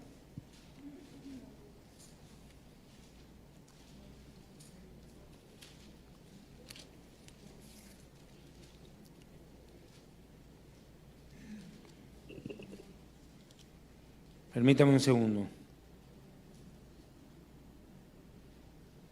Listo. Mateo 24. Mire, escuche esto, hermano, hermana, y suegras en especial. Mateo 24, 29 dice: e inmediatamente después de la tribulación de aquellos días, el sol se oscurecerá, la luna no dará resplandor, las estrellas del cielo caerán y los astros de los cielos serán sacudidos de su órbita, serán conmovidos. O sea, va a haber, hermano, un verdadero cataclismo universal el día que el Mesías regrese a la tierra. La luna, el sol, Júpiter, Saturno, todo se va a sacudir al mismo tiempo.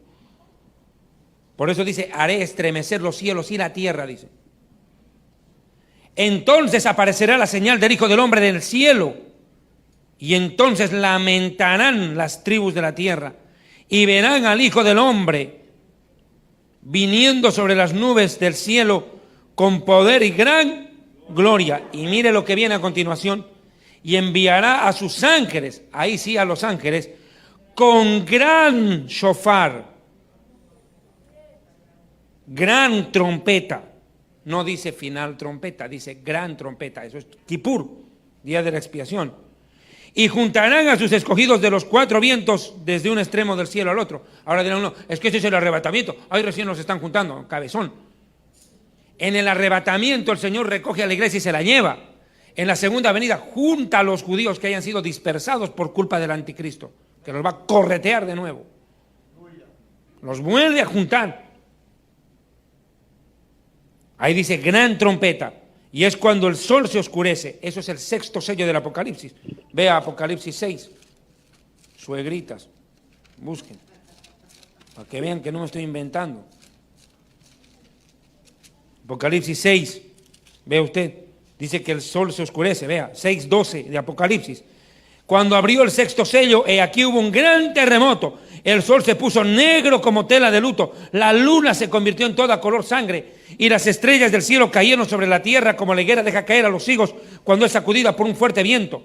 Y el cielo se desvaneció como pergamino. Adiós, capa de ozono, chao. Como pergamino que se enrolla, y todo monte y toda isla se removió de su lugar. Cataclismos, caos en el cielo, caos en la tierra y caos en el mar, todo.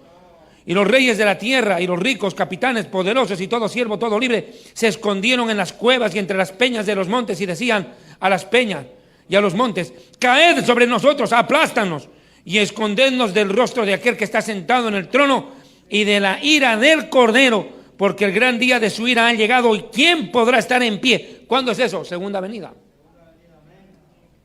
Está regresando a la tierra con los ángeles. Y suena la gran trompeta, el gran shofar. Pero no es lo mismo que la final trompeta. Final trompeta, arrebatamiento. Hay que diferenciar esos términos, hermano, porque en la iglesia hay mucha confusión. Bueno, queridos hermanos, hermanas y suegras, entiendan una cosa: el arrebatamiento de la iglesia puede ocurrir más pronto de lo que ustedes creen. La palabra de Dios se ha cumplido y cosas peores vienen al mundo, hermano. Cosas muy graves van a pasar. Este año va a ser peor que el anterior, téngalo por hecho. Y ya está haciéndolo. Miren nomás la pandemia, cómo está en Centroamérica y Sudamérica. Al menos Sudamérica, hermanos, está terrible. Esta ola del COVID en Sudamérica está más fuerte que la primera. Está mucho más fuerte. Y ahorita ha aparecido una plaga, no sé si han enterado ustedes, el hongo negro. La medicina para el COVID, a los que están en tratamiento contra el COVID, les está afectando la retina, está apareciendo un hongo en los ojos. Y es más peligroso que el mismo COVID, porque pone en riesgo la vida de la persona. Y la única forma de salvarle la vida a la persona es extirparle el ojo. Miren ustedes lo que es el hongo negro, busquen en internet. Y ya se han presentado los primeros casos de hongo negro en Argentina, Uruguay y Brasil esta semana. Los primeros aquí. En la India es una verdadera plaga. Es una verdadera plaga en la India. Porque dice que esta operación en los ojos, dice que en la India se daba esporádicamente con 2 a 3 casos como máximo por año. Ahora hay más de 300.000 personas en la India con ese problema. estaban en tratamiento contra el COVID, superaron el COVID y ahora tienen que extirparles el ojo. Porque la medicina los dañó. Hermano, mire, yo le digo una cosa, la gente está haciendo filas. Nosotros con lo de mi mamá padecimos eso y lo sabemos en carne propia en mi familia. Hermano, para conseguir un tubo de oxígeno era una verdadera tragedia, un vía crucis. Ahorita gobiernos como Bolivia están importando oxígeno de Chile. Ya es un caos, hermano, se ha vuelto un negociado eso. La gente está haciendo filas de 4 o 5 días para llenar un tubo, y un tubo, de acuerdo a la gravedad, a una persona que recién empieza el proceso del COVID, un tubo de oxígeno le puede durar hasta 12 horas, 16. Pero cuando va avanzando la infección, esta sarna en 3 horas se lo agotó. Y no puede conseguir otro hasta dentro de 4 o 5 días, ya hasta eso se murió. La gente se está muriendo porque no puede respirar. Hermano, para que vea, nosotros por la gracia de Dios, y no nos cuesta nada respirar. Imagínense otros que para poder respirar un segundo más tienen que pagar ¿cuánto? Tal vez entre ustedes habrá gente que superó el virus. Dichosos de los que han superado el virus y están todavía aquí. Hermano, pero mira ahorita cuánta gente está más del otro lado que de este. Y la gente está sufriendo. Y es un dolor, hermano. Yo la veía sufrir a mi madre. Para mí eso no era vida, hermano. No son ni 4 meses de la muerte de mi mamá. Y yo la miraba por videocámara a mi madre asfixiarse. Con oxígeno y todo, porque ya el pulmón se cierra, no recibe el oxígeno, rebota. Hermano, mire, cuántos hombres de Dios se han ido. Ministros de Dios se han ido. Tanto pueblo de Dios, hermano, hay luto en medio del campamento. Hay muerte en medio del campamento de Dios. La plaga ha golpeado a los de afuera y a los de adentro. Pero le advierto, hermano, esto recién empieza. Jesús dijo, principios de dolores son estos. El principio, hermano. Con razón ahora entiendo lo que me mandó el hermano Ariel Sobalbarro. Ahora puedo entender mejor por qué esa versión de la Biblia dice, y nosotros, no dice que habremos quedado, que habremos sobrevivido, dice, seremos arrebatados, sobrevivido. Es que, hermano, para salir de esta porquería, hermano, hay solo la gracia de Dios. Para quedar con secuelas, para quedar así, hermano, tal vez uno dice mejor que se lo lleve. Es preferible no ser egoísta y decir, es mejor que partan con el Señor y no que se queden a sufrir y a ver lo que va a venir. Dios les está haciendo un favor al quitarlos de esta tierra inmunda, hermano. Que cada día está peor. Perdóneme que pongo de pie, pero estoy cansado ya. Escúcheme, hermano. La muerte está siendo un consuelo para los que están enfermos. Mi mamá decía, ya no más, Señor, llévame. Mi mamá falleció a las 6 de la tarde, pero en la mañana yo la escuché a mi mamá y lo poco que tenía de fuerzas decía, Señor, ya no puedo más, llévame, no puedo respirar, llévame. Hermano, mire, para ellos la muerte es un consuelo. Pero el Apocalipsis 9 dice, vienen días, dice, en que buscarán la muerte y la muerte huirá de ellos. Que tiene oídos, oiga lo que el Espíritu Santo me manda a predicarles. La prédica de anoche la vieron más de 15,000 personas. La de anoche. Esta prédica, háganla correr. Yo les ruego, por favor, utilicen sus redes sociales, no para chismear, no para hablar paja, hermano, que se la quema el fuego. Usen sus redes sociales para difundir prédicas. Prédicas sanas. Mire, hermano, cuando murió mi mamá, esa noche yo pasé tan mal, hermano, yo venía ya casi un mes sin dormir. Y el día que murió mi mamá, yo no encontraba consuelo. Yo lloraba y lloraba y lloraba, hermano. Me daba tanta tristeza. Como yo le contaba anoche, me quedé solo, huérfano y extranjero. Más fregado que eso no podía.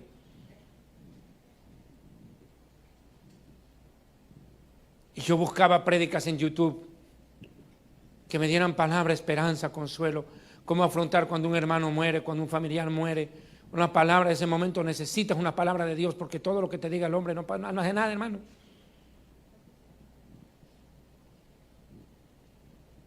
Buscaba prédicas en internet que me consolaran, que me ayudaran a pensar aunque sea en otra cosa por un momento.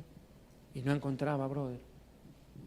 Y ahora, después de que yo viví lo que viví, dije, no puede ser que en internet nuestros hermanos que están perdiendo a su esposo, a su esposa, a sus hijos, a sus padres, a sus abuelos, a sus novios, novias, a sus mejores amigos, quieren encontrar una prédica en YouTube para consolarse, decir, bueno, a ver, ¿cómo voy a tragarme este momento de dolor? Porque, hermano, el duelo es un proceso.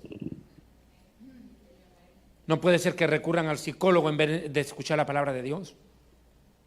Qué insólito, la gente está recurriendo al psicólogo para superar la muerte de un familiar. Yo decía, no puede ser.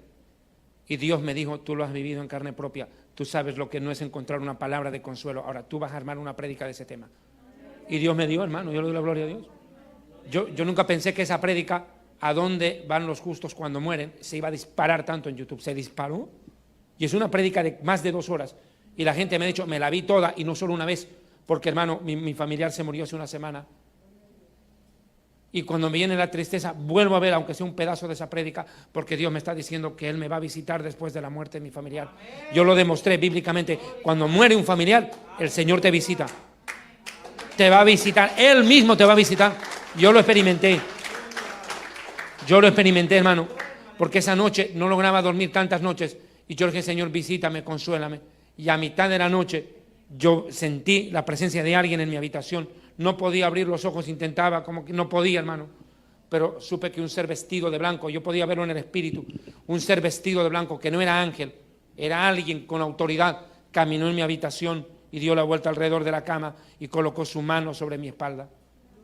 Yo lo sentí y ese momento fue como que pude dormir y sentí consuelo. Yo sé que y la Biblia dice textualmente, Jacob les dijo a sus hijos antes de morir, ahora muero, pero el Señor los vendrá y los visitará, dice, y los sacará de aquí. Cuando José iba a morir, les dijo a sus hermanos, no dejen mi cadáver en Egipto, llévenlo con ustedes cuando salgan, porque el Señor vendrá y ciertamente los visitará, dijo. Cuando uno muere, hermano, Dios visita y consuela a sus hijos. Él sabe del dolor.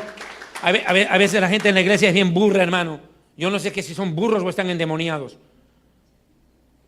¿Por qué llora, hermano? ¿Dónde está su fe? Cuando Lázaro murió, Jesús lloró, hermano. Usted no va a llorar a su madre. No va a llorar a su padre. Cuando hasta tu perro pulguiento se muere, lloras. Dios no te prohíbe llorar. Escrito está en Deuteronomio. Y dejarás que llore a su muerte 1 mes. Déjelo, hermano, que se desahogue, que llore. Déjelo, hermano. Pero Dios también nos va a consolar, porque Dios sabe que vano es el consuelo del hombre. Dios mismo va a consolar y está consolando, porque yo le puedo asegurar que mucha gente que ha perdido a sus familiares por esta maldita pandemia, hermano, ha sido consolada por Dios y lo pueden testificar. Dios les ha dado la fuerza para sobreponerse. Mujeres que han quedado con 4, 5 hijos, 3 hijos y dicen, ahora ¿qué voy a vivir? Y sin embargo Dios los ha consolado y les ha provisto. Escrito está, bástate mi gracia. Y más de una vez lo expliqué, hay 2 tipos de gracia en la Biblia. La gracia como don de Dios para salvar, que somos salvos por la gracia, por un regalo inmerecido. Y hay otro tipo de gracia, que es la capacidad que Dios te da para afrontar una situación que te volvería loco, que acabaría contigo. Y tú dices, yo no sé cómo puedo tener paz en medio de este momento. Esa es la gracia de Dios. Bástate mi gracia. Con eso es suficiente para que hagas frente a este momento de dolor y a lo que venga después de esto. Bástate mi gracia. Con eso basta. Es suficiente. La fuerza que te da Dios para no derrumbarte, aun cuando la muerte golpea a tu familia. Y hay familias, hermanos, que no se está muriendo uno, se está muriendo 3, se está muriendo 4 en una misma casa. No terminan de enterrar a uno y van otro, y van otro, y van otro. Y ni siquiera a veces los entierran porque les entregan la ceniza. Y vaya a saber de qué muerto, capaz ni siquiera es el tuyo. Hermano, mire, escúcheme bien, entiéndalo. Solo el Espíritu Santo, solo Dios te va a dar la gracia para sobreponerte a la muerte de tus seres queridos en esta maldita pandemia. Solo el Espíritu Santo va a poder consolar a esa gente, pero lo va a hacer por medio de la palabra y de su presencia. Son momentos en los cuales el pueblo de Dios está pasando un terrible dolor. Y les advierto, este año será peor que el anterior. Escuche bien lo que le digo. Este año va a ser mucho más flagelante que el anterior. Va a ser mucho más fuerte el dolor. Y cada año será peor, porque esto es solo principio de dolores. Jesús dijo, y cuando vean estas cosas, escuche bien, y cuando vean todas estas cosas, dijo Jesús en Lucas 21, erguíos y levantad vuestra cabeza, porque vuestra redención está cerca, el arrebatamiento está cerca, Cristo viene, el tiempo se termina, hoy más que nunca, anuncie que Cristo viene, que el tiempo está a punto de terminar, que pronto se termina este partido, hermano, y suena la trompeta y se acabó. Hermano, increíble lo que ha pasado con esta cuarentena, esta pandemia. La gente mucha se ha enojado, se ha apartado de Dios. Se han ido de la iglesia al mundo, enojados contra Dios porque se le murió la mamá, se le murió el papá. Yo puedo entender el dolor, por eso dice la Biblia, no se entristezcan como los otros que no tienen esperanza. Se entristecen como si no tuvieran esperanza. Dice, pero esta gente que es burra o qué, que nunca se le predicó que en Cristo la vida y la muerte es victoria. No, la gente dice, ¿por qué te llevaste a mi papá? No quiero saber de ti, me voy al mundo. Se van al mundo, hermano, cuando más cerca de Dios deberían estar. La pandemia ha sacado a luz lo que había en el corazón de mucha gente en la iglesia. Hipocresía, hermano.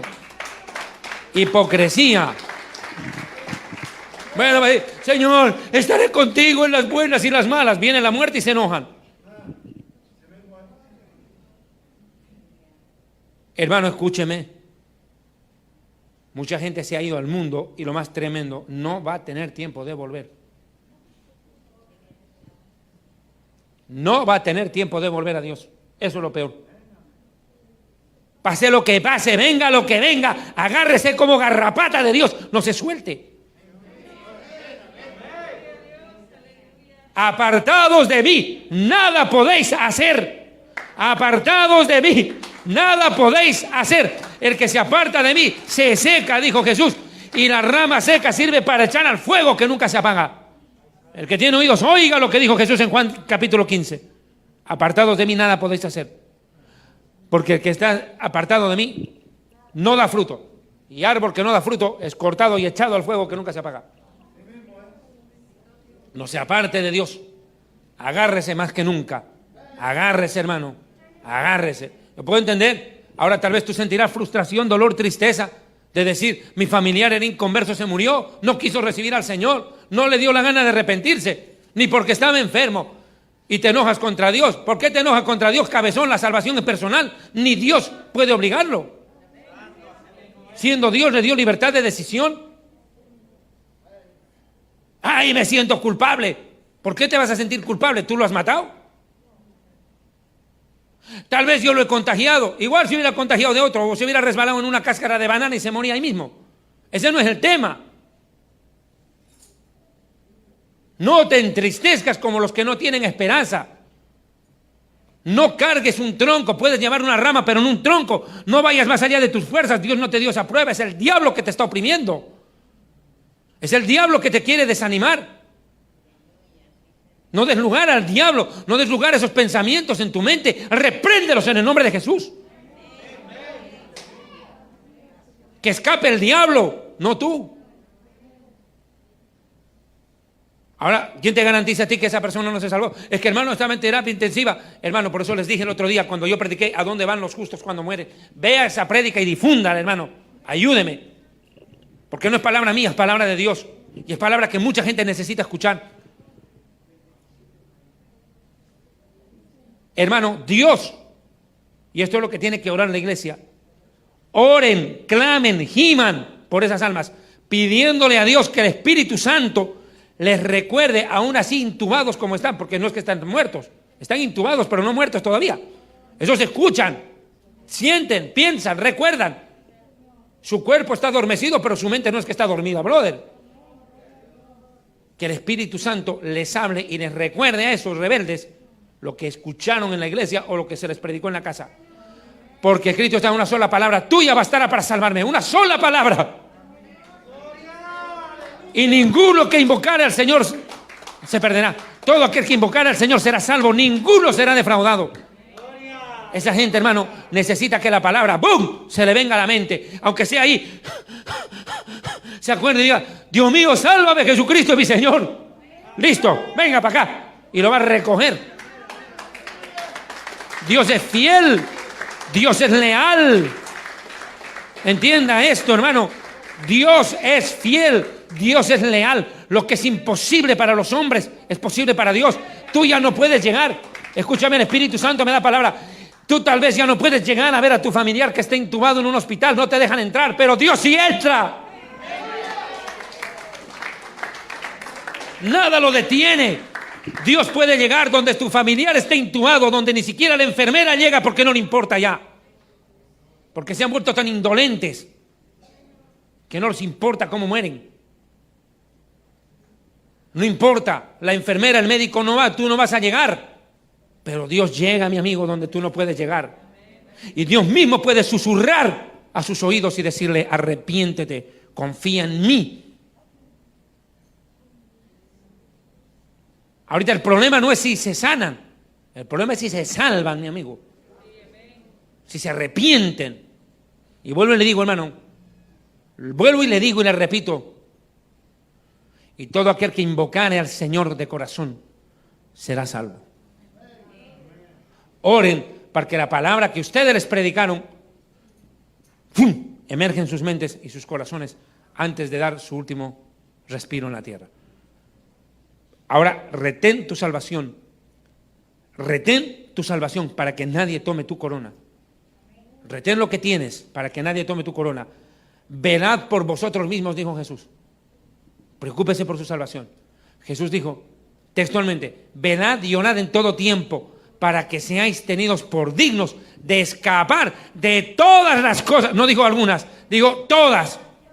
Porque vuelvo y le digo, hermano, yo respeto, y lo he dicho claro, respeto a las personas que predican que la iglesia va a entrar a la tribulación, pero no a la gran tribulación, y creen que van a ver los sellos del Apocalipsis. Respeto, hermano. Pero a mí Jesús me dice, velad y orad para huir, escapar de todas las cosas que vendrán. Todas, y todas son sellos, trompetas y copas de la ira. Toda la tribulación y la gran tribulación. Escapar de todo lo que vendrá.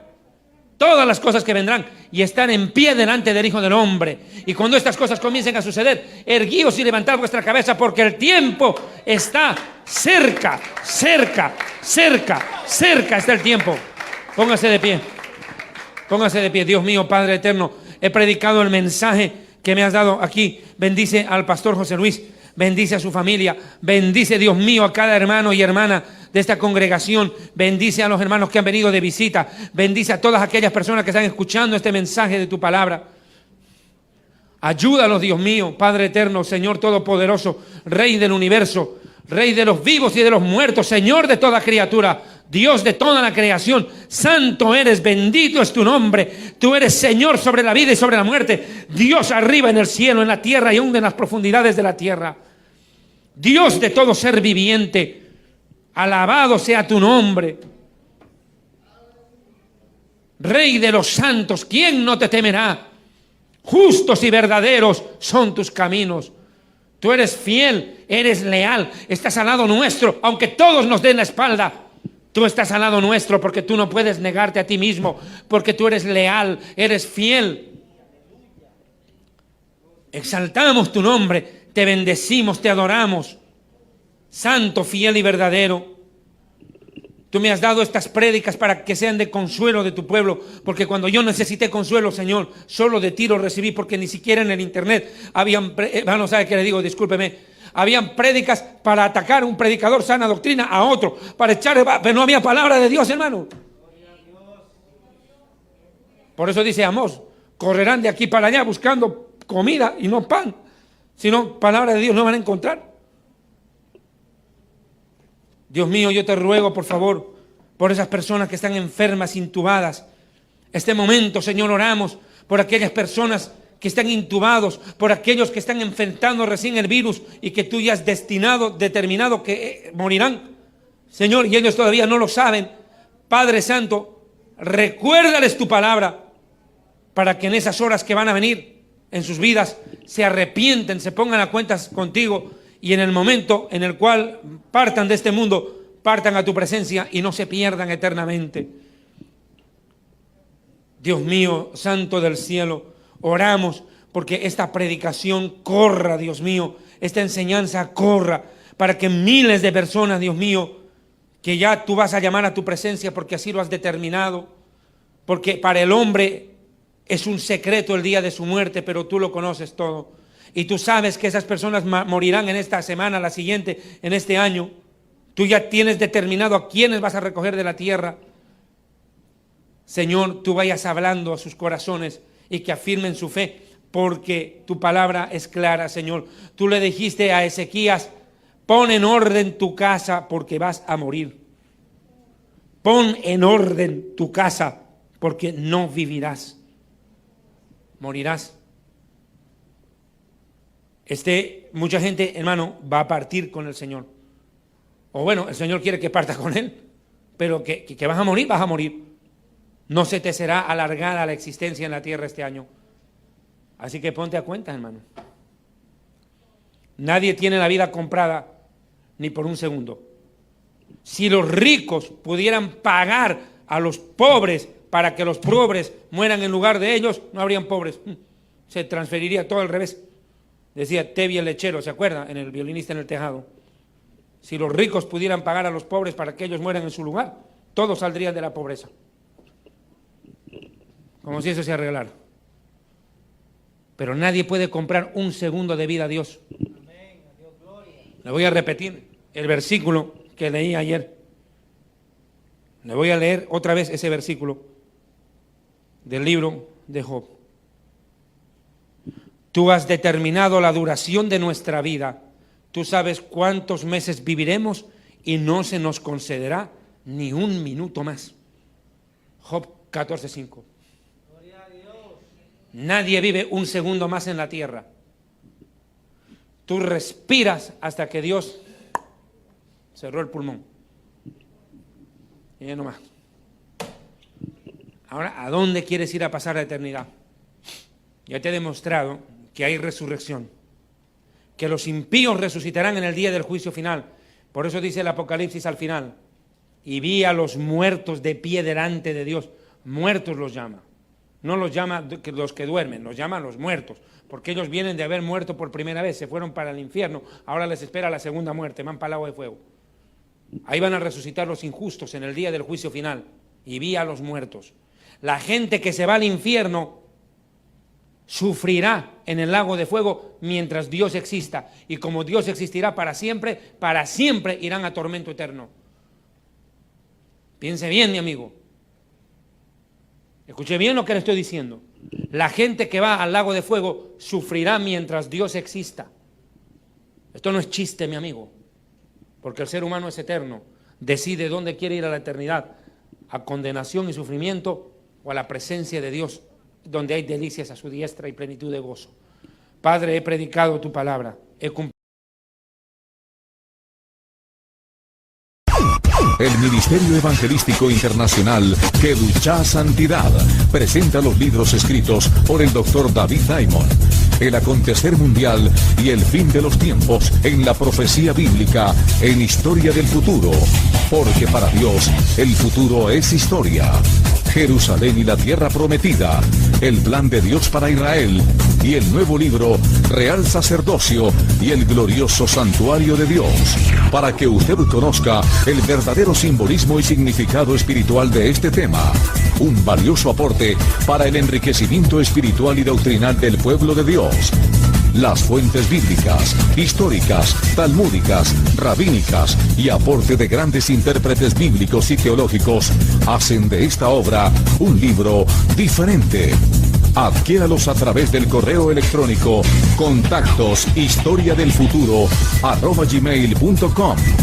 Para mayor información, comuníquese con la hermana Rita Marconi. Teléfono convencional 00-593 231-33 203. Celular 00-593 984 64 24 42.